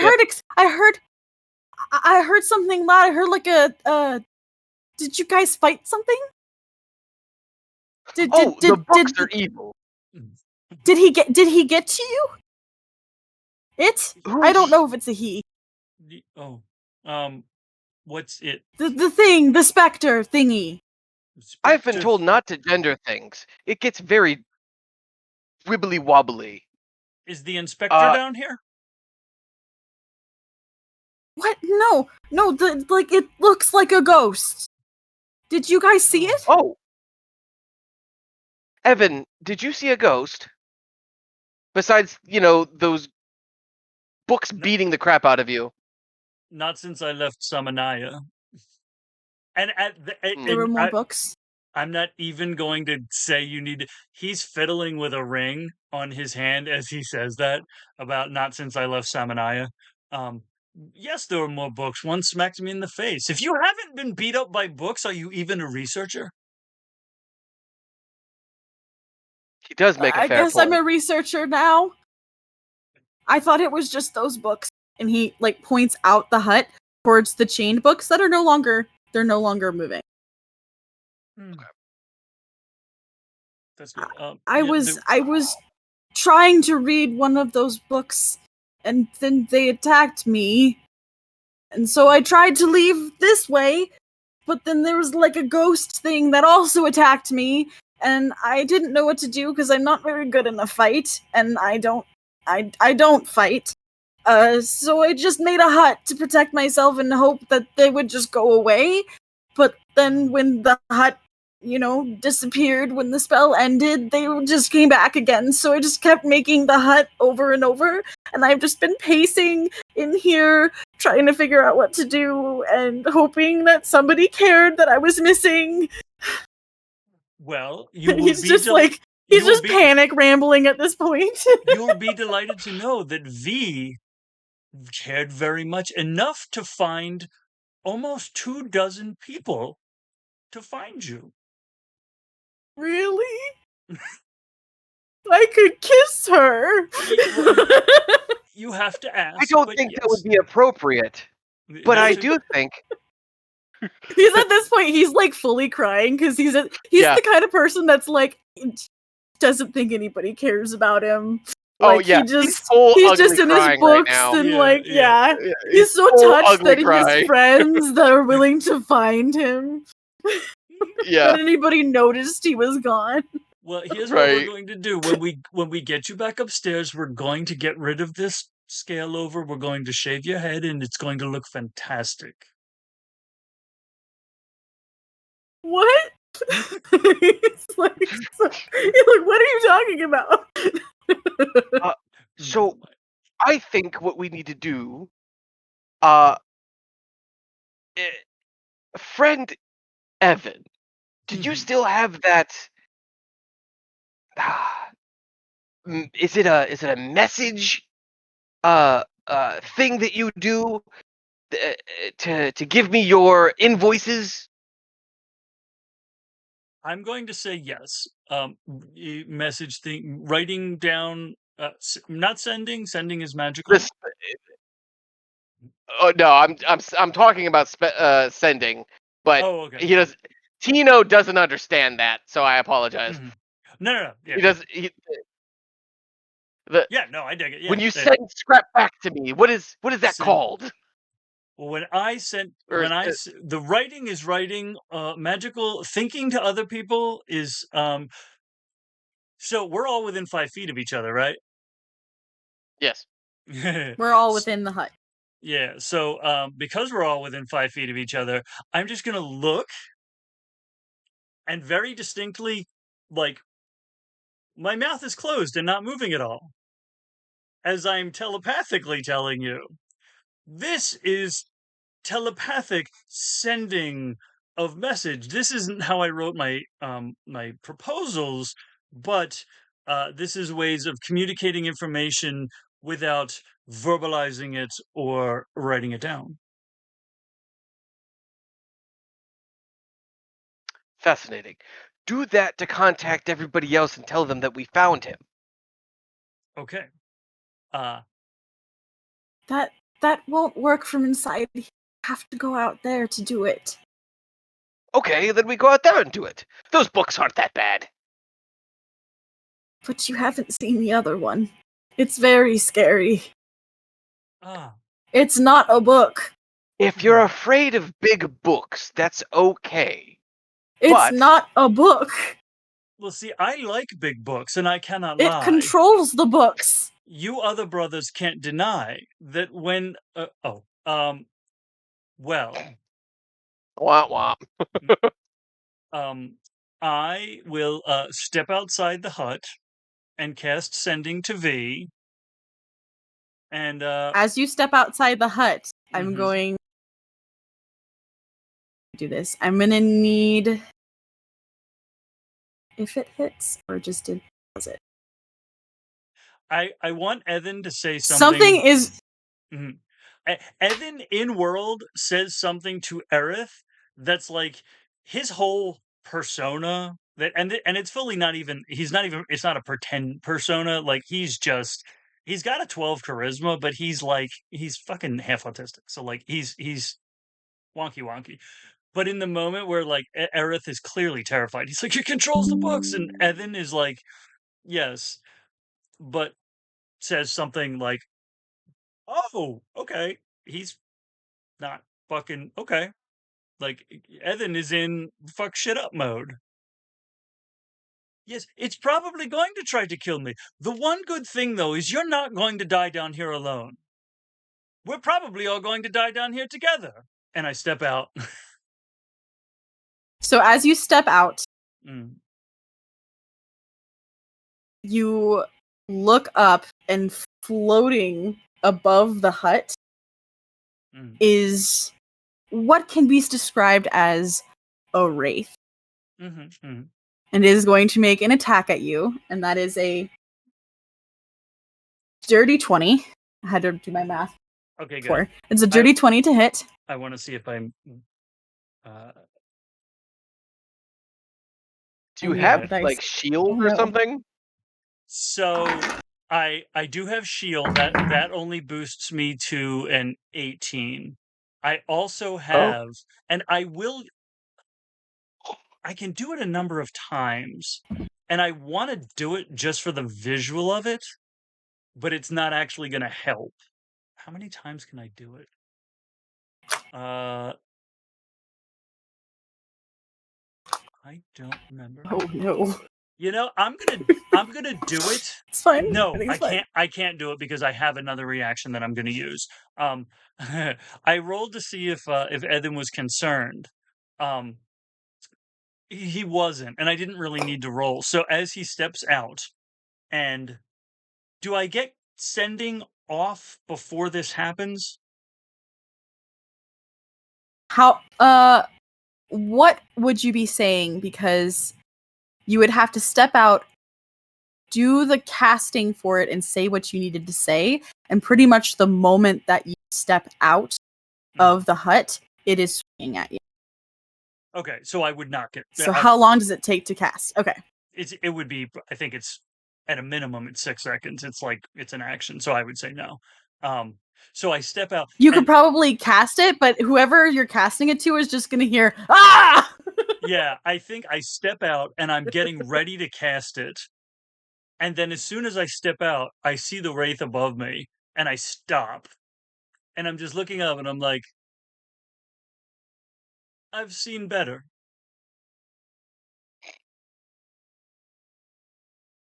Okay. Is that your whole reaction? That's pretty much it. Yeah. Okay. Oh no, that's not my reaction. But yeah. So he's. Oh, okay. So what are you doing? It'll be after I get hit. Oh, okay. Okay. Hold on. I need a calculator. I have a couple of explodes. I might not get a reaction.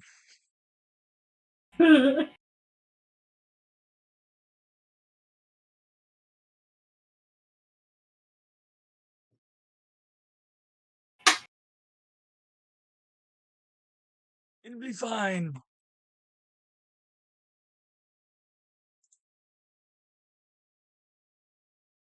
I'm sure it'll be fine. What's the worst that can happen? She explodes 10 times? You know, if you don't How much hit points do you have? I was going to say what enough. Is it? 39? 30. Isn't that 33. 39. 33 okay. now. 30. Well, 33 because I took 6 points of bludgeoning from the book to the face. Not the first book I've been hit with. Won't be the last. Well, it might have been the last. I guess we'll find out. Don't worry, I have a singular healing potion. Amazing. Okay. That's it. That's all I got, man. You take 27 points of damage. Let me double check what kind of damage. 27 points of piercing damage. Okay. Ouch. And then you need to make a Constitution saving throw. Excellent. Ouch. With all 6 of my hit points. Let's see. Okay, con save is +3. Are you gonna fuck me over? Not on a nat 20. It's not. 23. Yeah. And what's our exploding on the saving throws? You roll another d20, and whatever you get is the. Right? Is that on the saving? Hold on. Give me 1 second. The temp HP was the ability check. That's right. Saving throws a natural 20 against an effect that causes damage. Grants resistance to the damage sustained.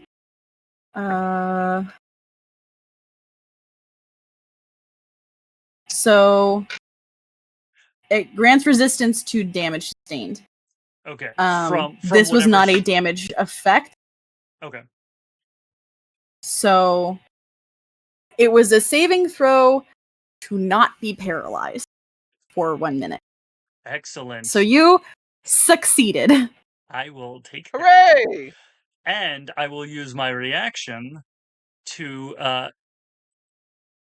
what are you called? Hellish Rebuke? Well, it is the psionic version of that. It is called Psionic Backlash.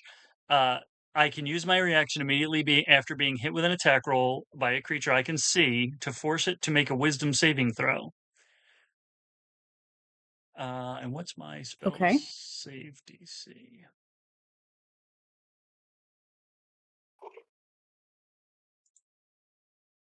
I'm going to have to calculate my spell save DC here. Spell save DC calculation. There we go. It's going to be 8 plus proficiency plus spell casting ability modifier. So it's 8 plus 3 plus 4, I believe. So I believe it's only 15. 8 plus 15 is what the save is? And yes. Oh yeah, no, it does not make that with an 8. Yeah, no. Womp womp. Excellent. So, on a failure, the attacker takes an amount of psychic damage equal to 2 rolls of my psionic energy die. So it's the psionic version of Hellish Rebuke. Okay. Right. So this is 2d8. What do you got? 5 and 4 is 9. So it takes 9 points of psychic damage. Okay. Even if it's resistant, it takes the full amount because I currently have my attack mode up, which means that my my features and spells ignore resistance to psychic damage. Oh, that's cool. Watch it be immune. Okay. It's not. I just realized I forgot to roll initiative for it. Story of my life. And I forgot to roll initiative for it too. Okay, so it takes those points. What you doing? Oh, is it my turn? And just like, what are you guys? Are you still standing out there? Are you going to try to back into the hut? What's happening? If that's the case, I'm gonna try to get out, and Okay. at the very least, try to put some space between it and my buddy. So, like, I'm gonna try to go in front of it. And it just so happens to be your turn, so that works. Yeah. And since this.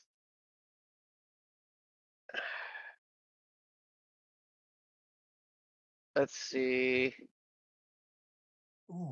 I'm going to use one of my infuse this with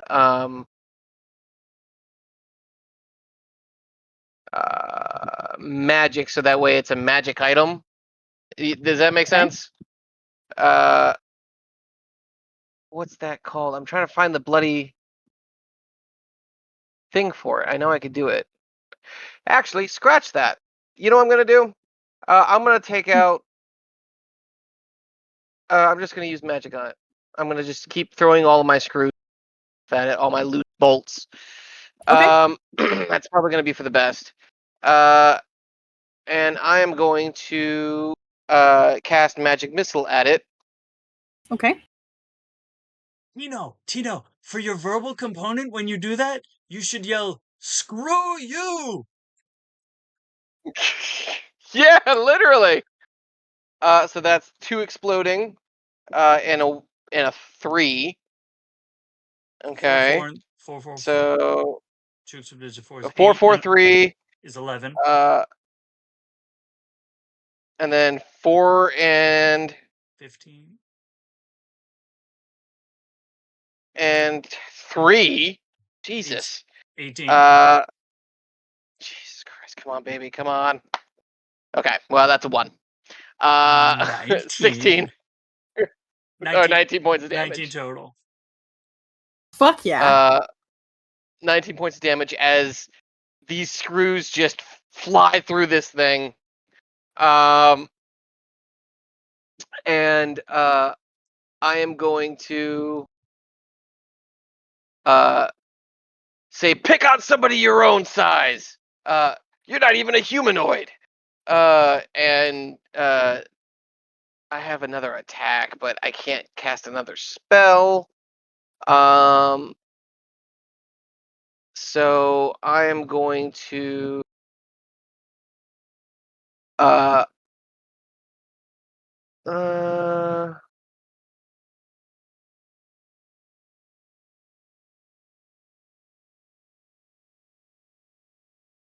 I'm going to whip out my lightning launcher. Is pulling out a weapon a free action? Mm-hmm. Okay. Since I'm an artificer armorer, I have the power armor. And I'm just whipping out my lightning launcher from it. It's not going to do too much, but it's lightning damage. And I'm going to just try to shoot this thing in the chest with it. All I'm imagining is Ghostbusters, and you're just trying to hit. Although, there is one of the smuts is about a guy who likes to whip out his lightning launcher. Just real quick, what kind of attack is Magic Missile? Force damage.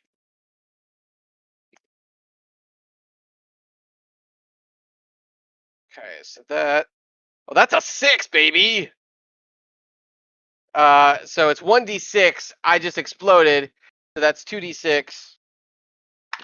That's another 2. So that's instead of 6 points of damage, it's 8 points of damage. 8 points of lightning damage as well. Okay. You hit it with the lightning, and it seems to go through it more than it damages it. It still damages it, but just not super well. As much, okay. Mm-hmm. Okay, noted. And that's his turn. It's a pretty good turn. Okay. It is now Aerith's turn. And so Aerith is gonna come screaming out of the hut, and as he comes out, he has one hand on the edge. He's not completely leaving it, or else the hut will disappear. Mm-hmm. And so he comes out, because we learned this one with Vive, didn't we, Cap? We did.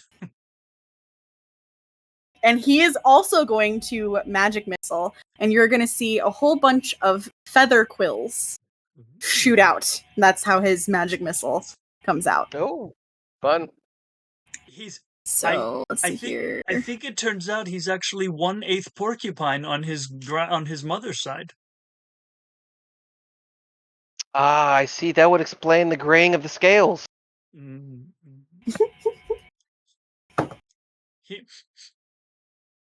He might be 1/8 skunk on his father's. I think he might have wet himself. It's okay though.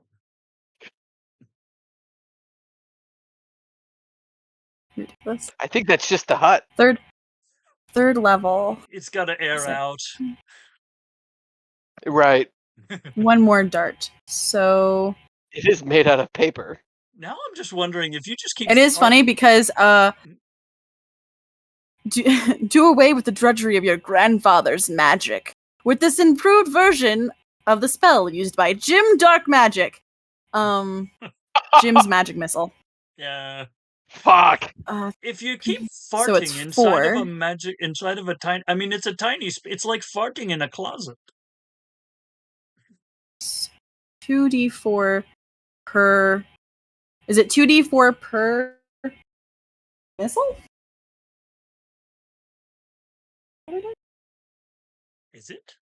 Says here 2d4? on a hit, a missile. At least mine is the Jim's Dark Magic Missile. I want to use that one. On a hit, a missile. Right? On a hit, a missile deals 2d4 force damage to its target.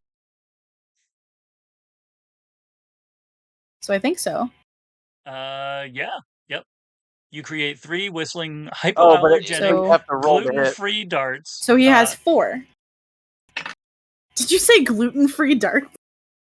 It actually says. Oh, it does say that. Oh my god! Twisting, whistling, hypoallergenic, gluten-free darts of magical force. Each dart can target a creature of your choice that you can see within range. Make a ranged attack spell. Spell attack. You forgot vegan. These are vegan gluten-free darts. 0 calorie. They have aspartame. It's not good for you, but you know. Okay. These are the best darts. D4, no other darts can beat these darts. I've got the best darts.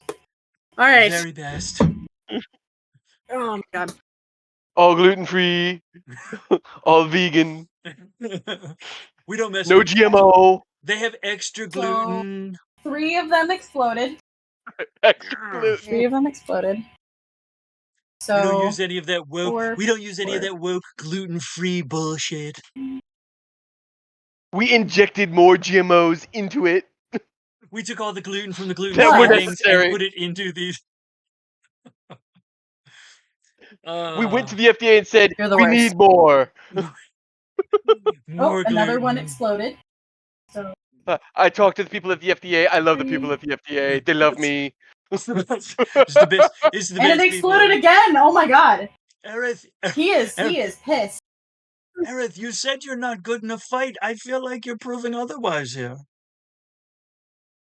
Just did 33 points of damage with this magic missile. That's because the dude's kind of shit. He's great. He's great in a fight. He's just He's fucking been holding one terrified. off.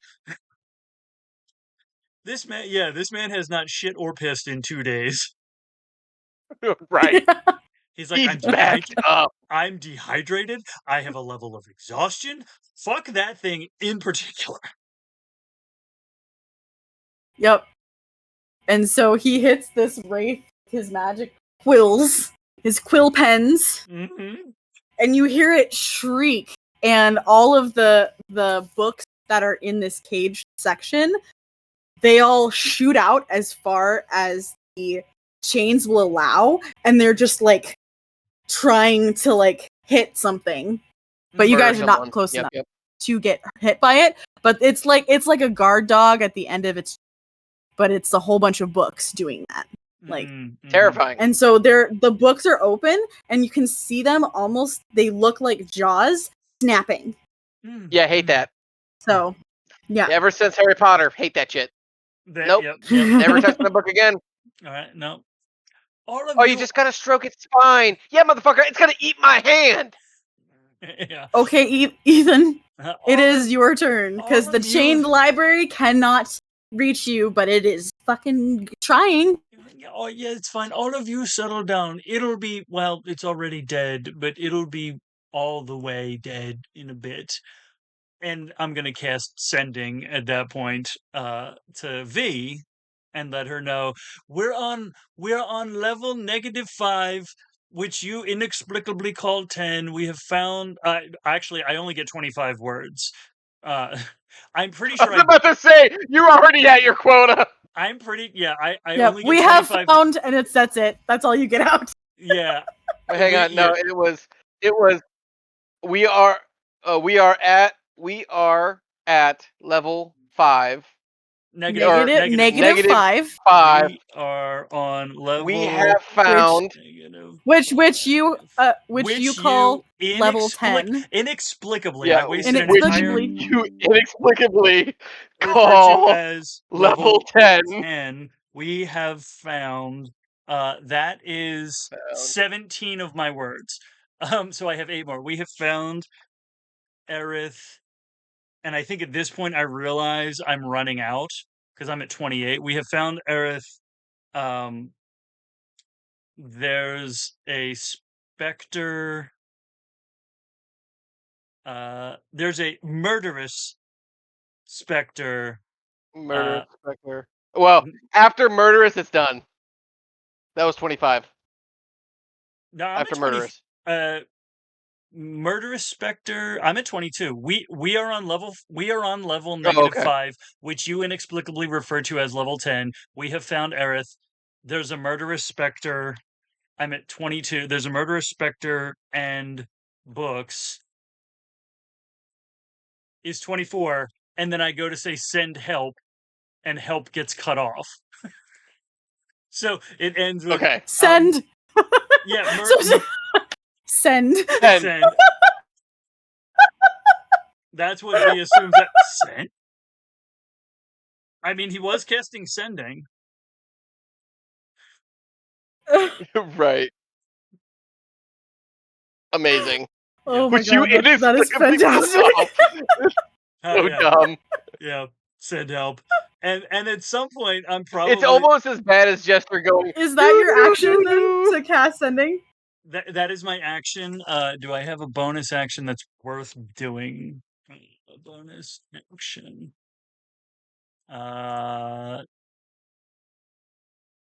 Telekinetic Propel.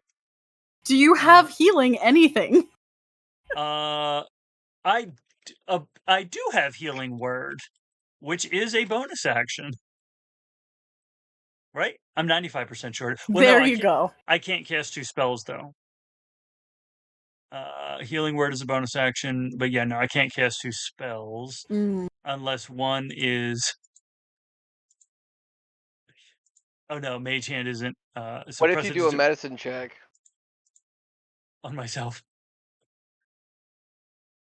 Let's see. Bonus action. I have that up. Arcane Vigor is a new. Oh, that's a spell. I could do that, but there's well, no you did get reason 2 to do uncommon items. that. I did. I was told I got 2 uncommon items. Yeah. So one of those could be a healing potion. No, I have the Brooch of Shielding and the Ring of Mind Shielding. What does the Brooch of Shielding do? I probably have different stats than I thought I did. The Brooch of Shielding, I have resistance to force damage and immunity to magic missiles, so that's nothing. And the Ring of Mind Shielding doesn't help with what's been going on here. So I'm going to use. So it's not a bonus action. I'm going to back up into the hut, so that on its turn, at least it can't get to me. Although, it's a good plan. I really don't want to, though. I'm gonna roll, because I don't think Evan wants to either. Is he gonna back into the hut?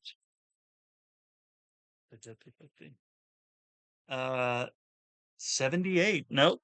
No,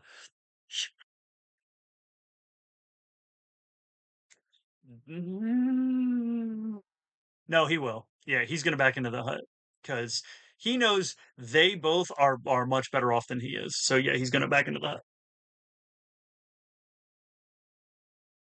Okay.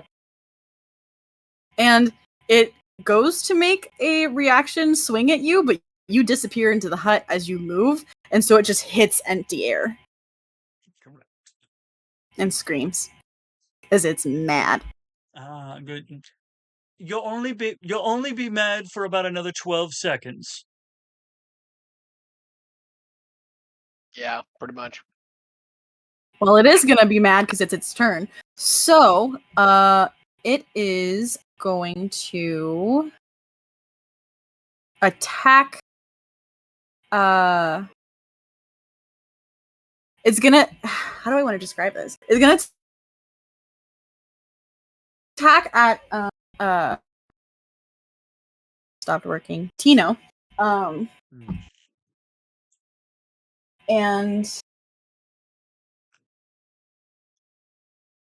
how do I want to describe this? I didn't think about how to describe this when it attacks, because it attacks it.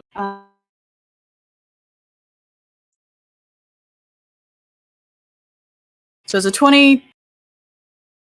Hard. What 23 to hit. Jesus. 23? Yeah, that hits. Yeah. Yeah, I rolled a 6. Even with shield. On the die. Yeah, even with shield, that ain't gonna do jack. And you're gonna see it pull out this. Oh wait, shield is a +5.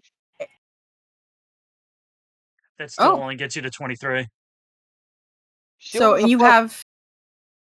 Oh yeah, I made it to beat it. No, that is 23. That's. Oh, I mean, yeah. Mm-hmm. Yeah, so even with shield, they ain't gonna worry about it. It looks like an origami sword that it pulls out of its That's robes. cool. And it is going to do what is called a 1,000 paper cuts. Oh. Interesting. Let's horrible. It's fine. It's fine. I have to get out D8s. Hold on. Don't worry, Mr. Spectre. I promise to investigate and research your corpse when you're dead. You will not die in vain. Well, you're already dead. You. How do you kill what's That's probably already... why he's a specter. Yeah. Oh dear. You will return to your peaceful slumber. There we go. Okay, you're good. Only one exploded. Hooray!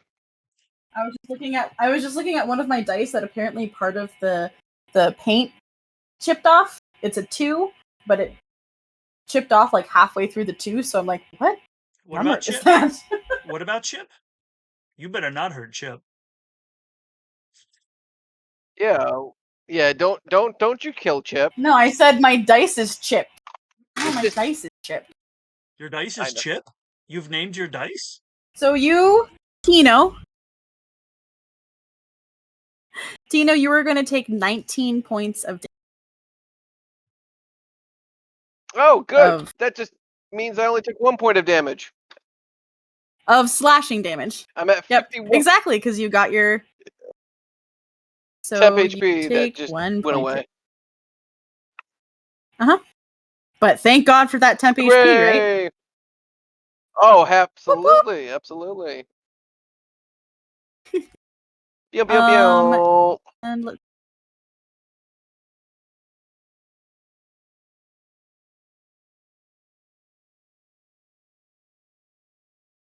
and it is going to try again. Well, oh shit! Oh no! If at first you and that is a... What's that knowing me? That's a 15 to hit, so it does not hit. If at first you succeed, try and fail. Oh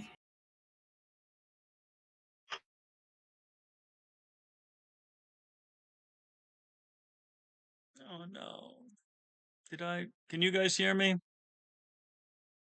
My computer's frozen. Uh-oh. There we go. Everyone good? Yep, there we are. All good? Well, I say mine looked frozen and then now we're good. Can you hear me? Yeah, I think it would. Yeah, I can hear you. I think my Wi-Fi just was like, we're gonna check. I can't take this anymore. No mas. It's Tino's turn. Beautiful. Still my turn. Okay. So here's what I'm gonna do. Oh, I'm sorry. Go ahead. Yes, it is now your turn. Yes, it is Tino's turn. Okay. All right. Well, if first you don't succeed, try again. That is the definition of insanity. So I'm going to use magic missile yet again. And see what happens. Come on, baby. Okay.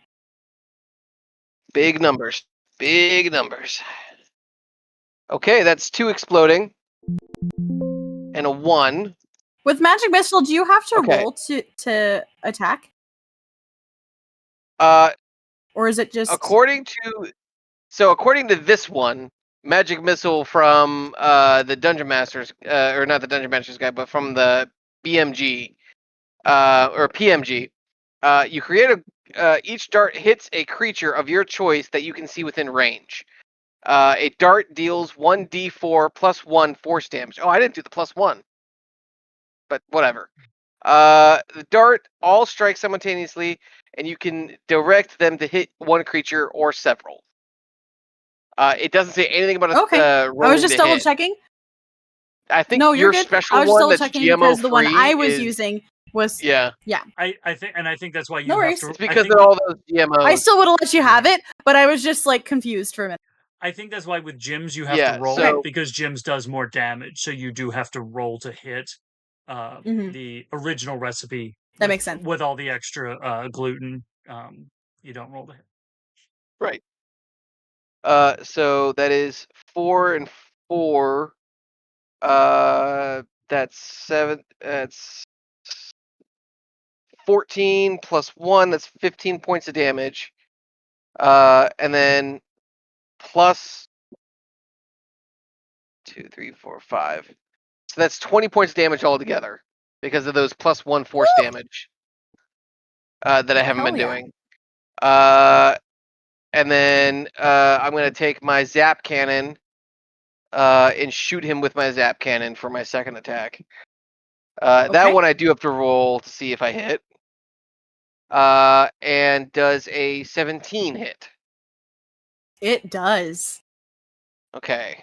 I know it's lightning damage, but hey, that's a 6, baby. Let's go. And that's a 1. Yeah, and that's a 1. So 7 points of lightning damage, assuming it all goes through. And so all 27 points of damage. And then Tino is going to try to step in front of the VIP, the kid. Okay. Aerith? Yes, Aerith.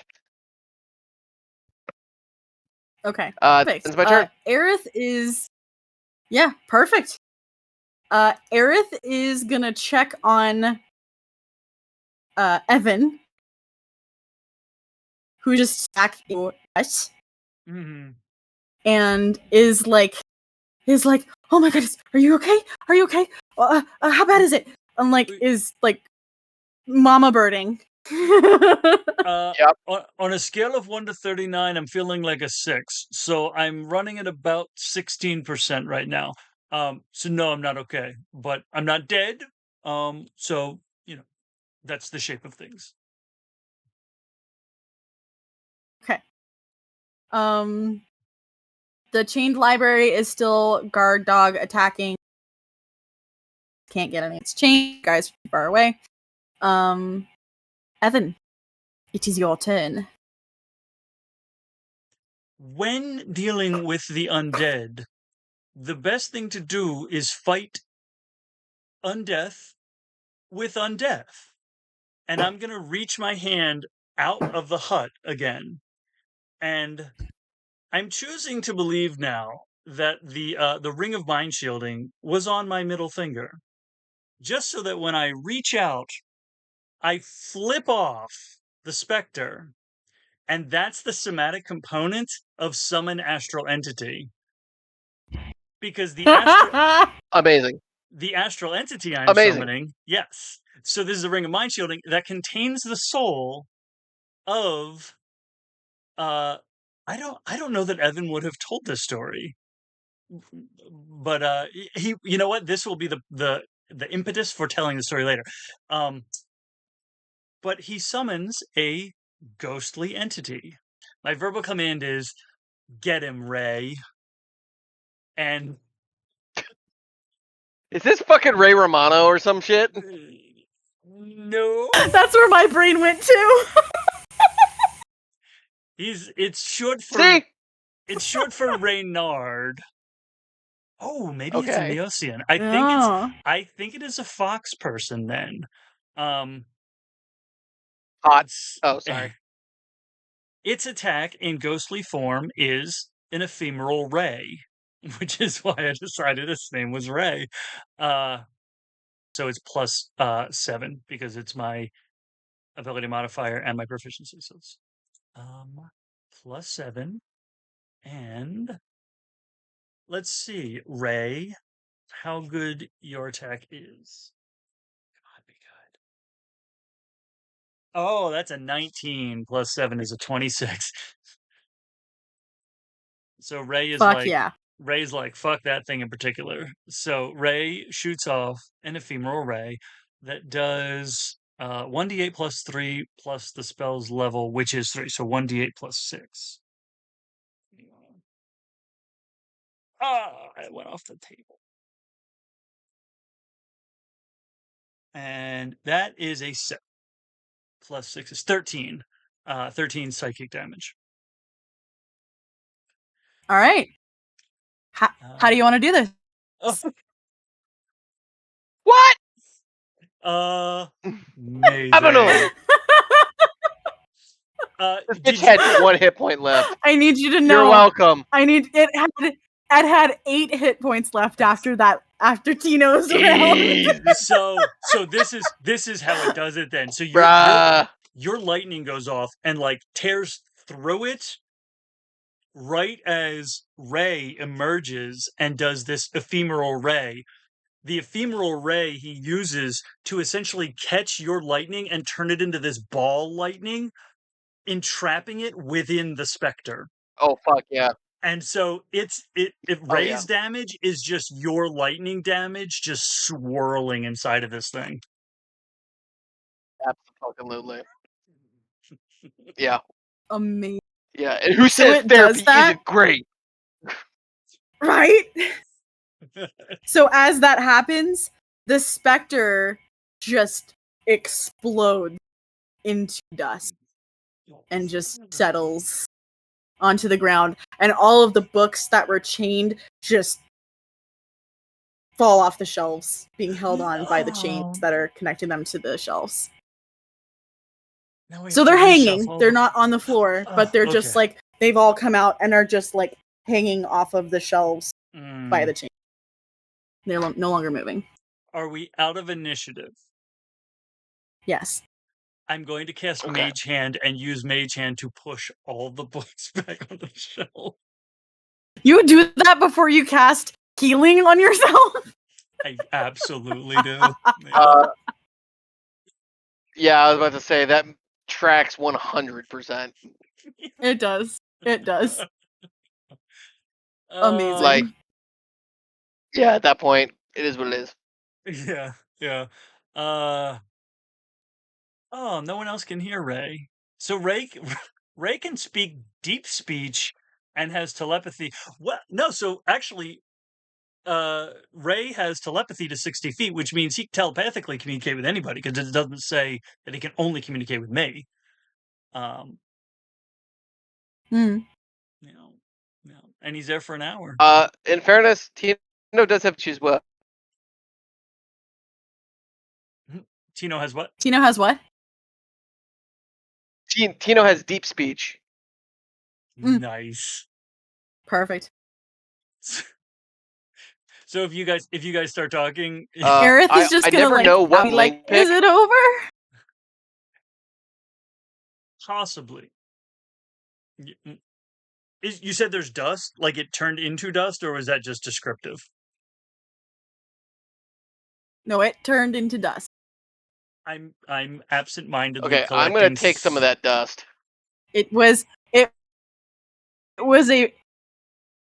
collection and it made it become this like wraith thing. Pretty much it sounds so horrible. It's the skin dust that came off of the books. Oh, it's naturally because they're dead. Mm-hmm. It's all skin, and it's all dead skin cells, We're doing so this, I go over to Aerith and I say, "So which book did you open? That caused this? Which book?" He like looks. Did you open? Was it a witch book? To cause this? He's looking at the shelf and he thinks, look, a whole bunch of that day. So he's trying to remember which one it was. It was, I think it was this one, and he points to like the fifth cover on the shelf. I think it was this one. The fifth one over? But I can't be certain. That's the... Naturally. I will still not having cast healing on myself. You're gonna cast what? I'm gonna cast Identify on the book he indicated.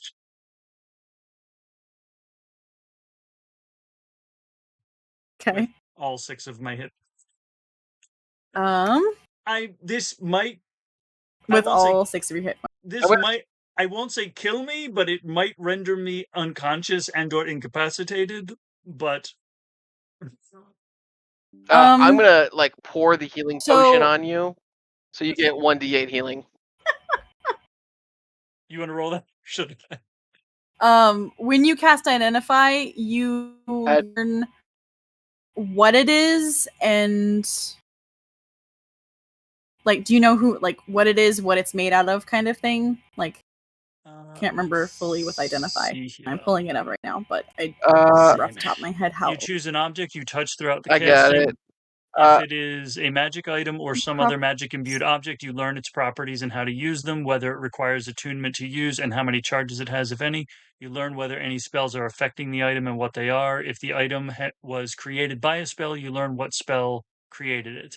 So I touch it, and I hear in my mind, from the library of Jürgen Leitner. So weird. Right. Oh my god. It's all connected, man! It's all in my head! Son of a bitch! It is not a magical book. Of Jürgen Leitner. It is not a what? It is not a magical book, but this book is about the history and anatomy and everything that has to do with mimics. And it is made out of mimic skin. Son of a bitch! I told So you're you telling me. I told you they were doing weird shit with the bodies last year. In the incident. Oh no, this is old. Of last... This is old. I mean, the bodies could have been used to help restore the skin that maybe was like torn or whatnot, but this book's old. Yes, but it's the point. The mimic incident of last year. We know what started it. This book may have been written. It's one of the things that you're trying to research and figure out is this book may have been written by the first wizard to ever create a mimic. Was his name Jürgen Leitner? I don't know what he's trying to do. We all know what he wanted to do.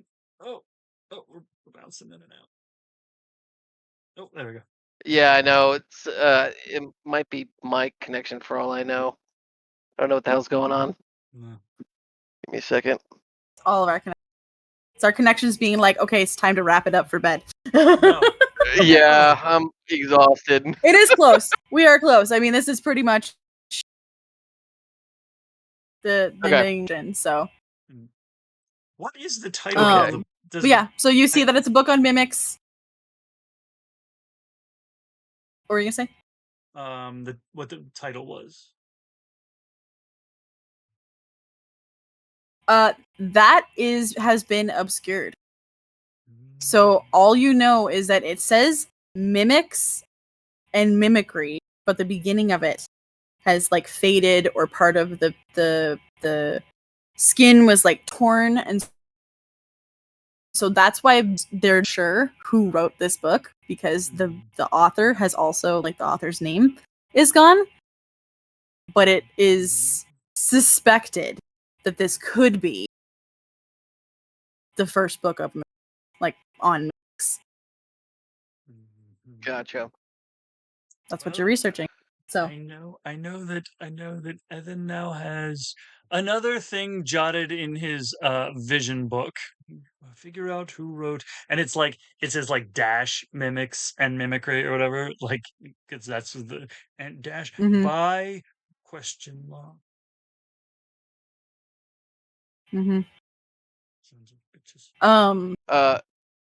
So Tino is gonna go over to Evan and be like, Evan, do you think this mimic book caused the incident last year? As Tino looks off into the distance. I think it's made out of mimic skin. I think it would be an incredible coincidence if it didn't have anything to do with the mimic incident of last year.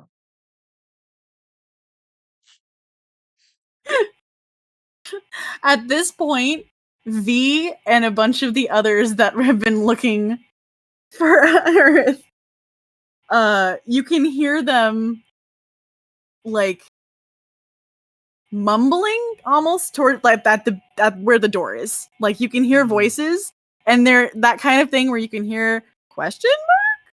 What happened? Like what happened? What the happened here? What happened to these books? Like, but you can't quite make out everything they're saying because they're like talking in hushed tones. Do we want to mess with them? Mess with them how? We could pretend to be dead. We could all cast invisibility and pretend to be missing, or we could just reveal that everything's fine and they're too late to enjoy any of the proceedings. Oh, let's just let him know we're fine.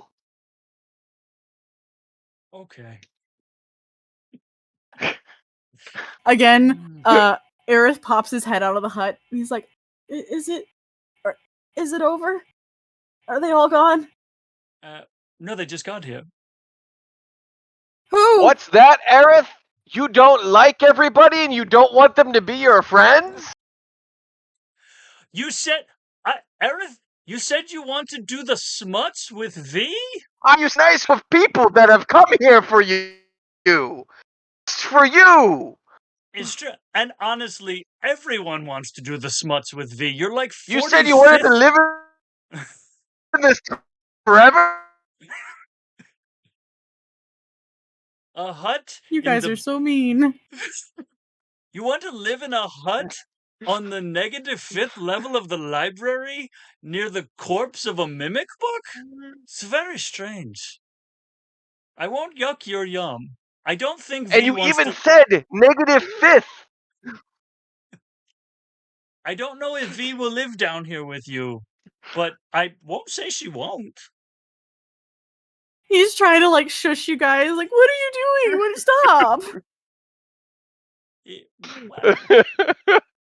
You're delirious. These things you're saying are the results of delirium. Other than wanting to do smuts with V, that sounds legitimate. Yes. That sounds He genuine. completely steps out of the hut. The hut just disappears. Right.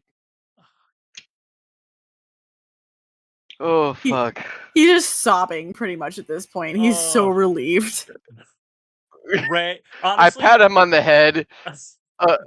Ray is the only one I just pat him on the head. Yeah, the spectral foxman is the only one being even mildly mature about any of this. Mm-hmm.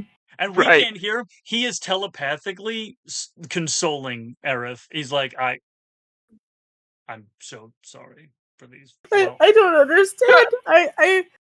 Which part? It's been 2 days. Yeah. Why are they saying me? Oh, I don't think things. He's saying this out loud because he doesn't understand. He's like, so he is delirious that he's not realizing he has to think it back. So he's just saying these things out loud. We're not trying to be mean. We're trying to alleviate the tension with levity and failing miserably. So I mean, I can see how you could confuse that for being mean. About this point, V and the others round the corner of the aisle and see the three of you standing there. And then you look like absolute dog shit.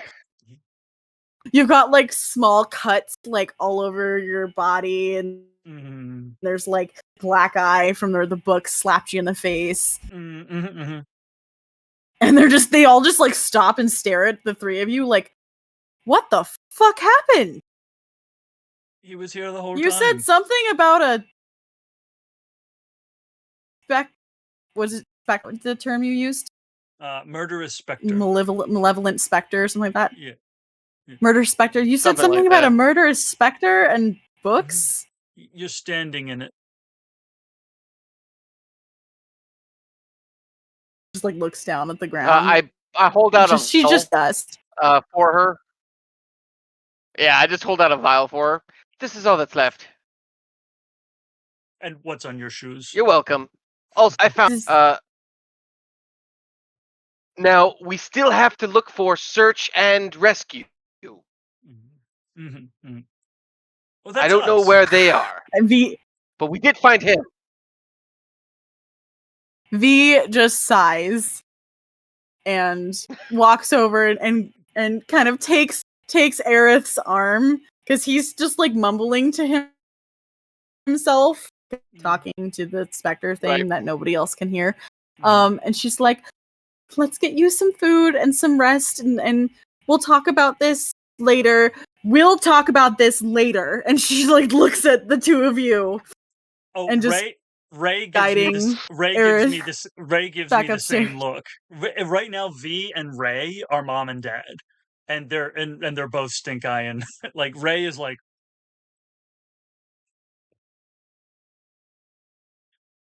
So I assume we're following like behind everybody else, and that is where we are going to end this.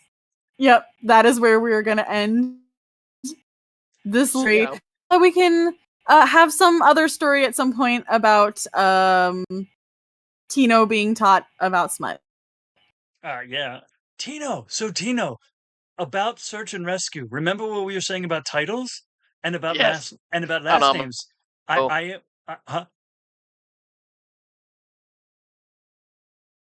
Hang on, my ping just went to absolute garbage, so please forgive me. I did not hear a word anyone just said. What was the last? Yeah, my internet also just like crapped out at the time.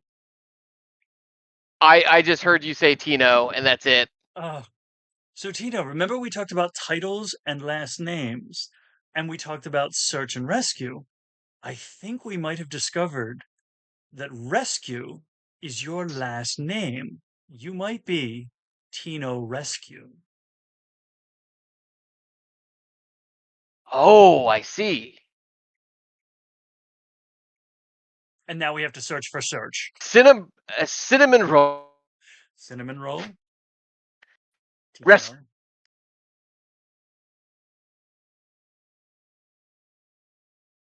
Hang on. Holy bananas. I think it's Discord that's having an issue. I think it's hitting all of us. Yeah. Yeah, because like a lot is. I'm getting a lot of freezing. Before we end up getting kicked off. Yeah. Yeah. Before we end up getting kicked off, thank you so much. This was phenomenal. I'm glad you liked it. I literally put it together this afternoon. It's true. Fantastic. Yep. Absolute fucking rock star. Yep. Cap and I had talked about the premise of doing a search and rescue story in the library that like maybe somebody was like lost under a pile of books that had fell on them or something happened. So we had talked about that as an idea like months ago. And so I was looking for something to do that was simple. And I was like, I feel like this would be a one shot, like actual one shot that doesn't become a two shot. Yep. This is like episode 0. We've got because Ethon's going to be in the interview, but we now have Tino established in world, so that when we need a guy, yes, Ethon's like, I know a guy. There you go. He's a little weird, but don't worry about it. He's a little weird. He's the cinnamon roll. He's a little weird. You'll love him. Yep. Right. Thank you so much for playing. I'm so happy we were able to get you in this new official first like game. So yeah. Yeah, fantastic. Yeah, thank you again. I am going to go to bed and probably not wake up until tomorrow evening. So good night, everybody. Sounds good. Good night. Sleep well. Okay.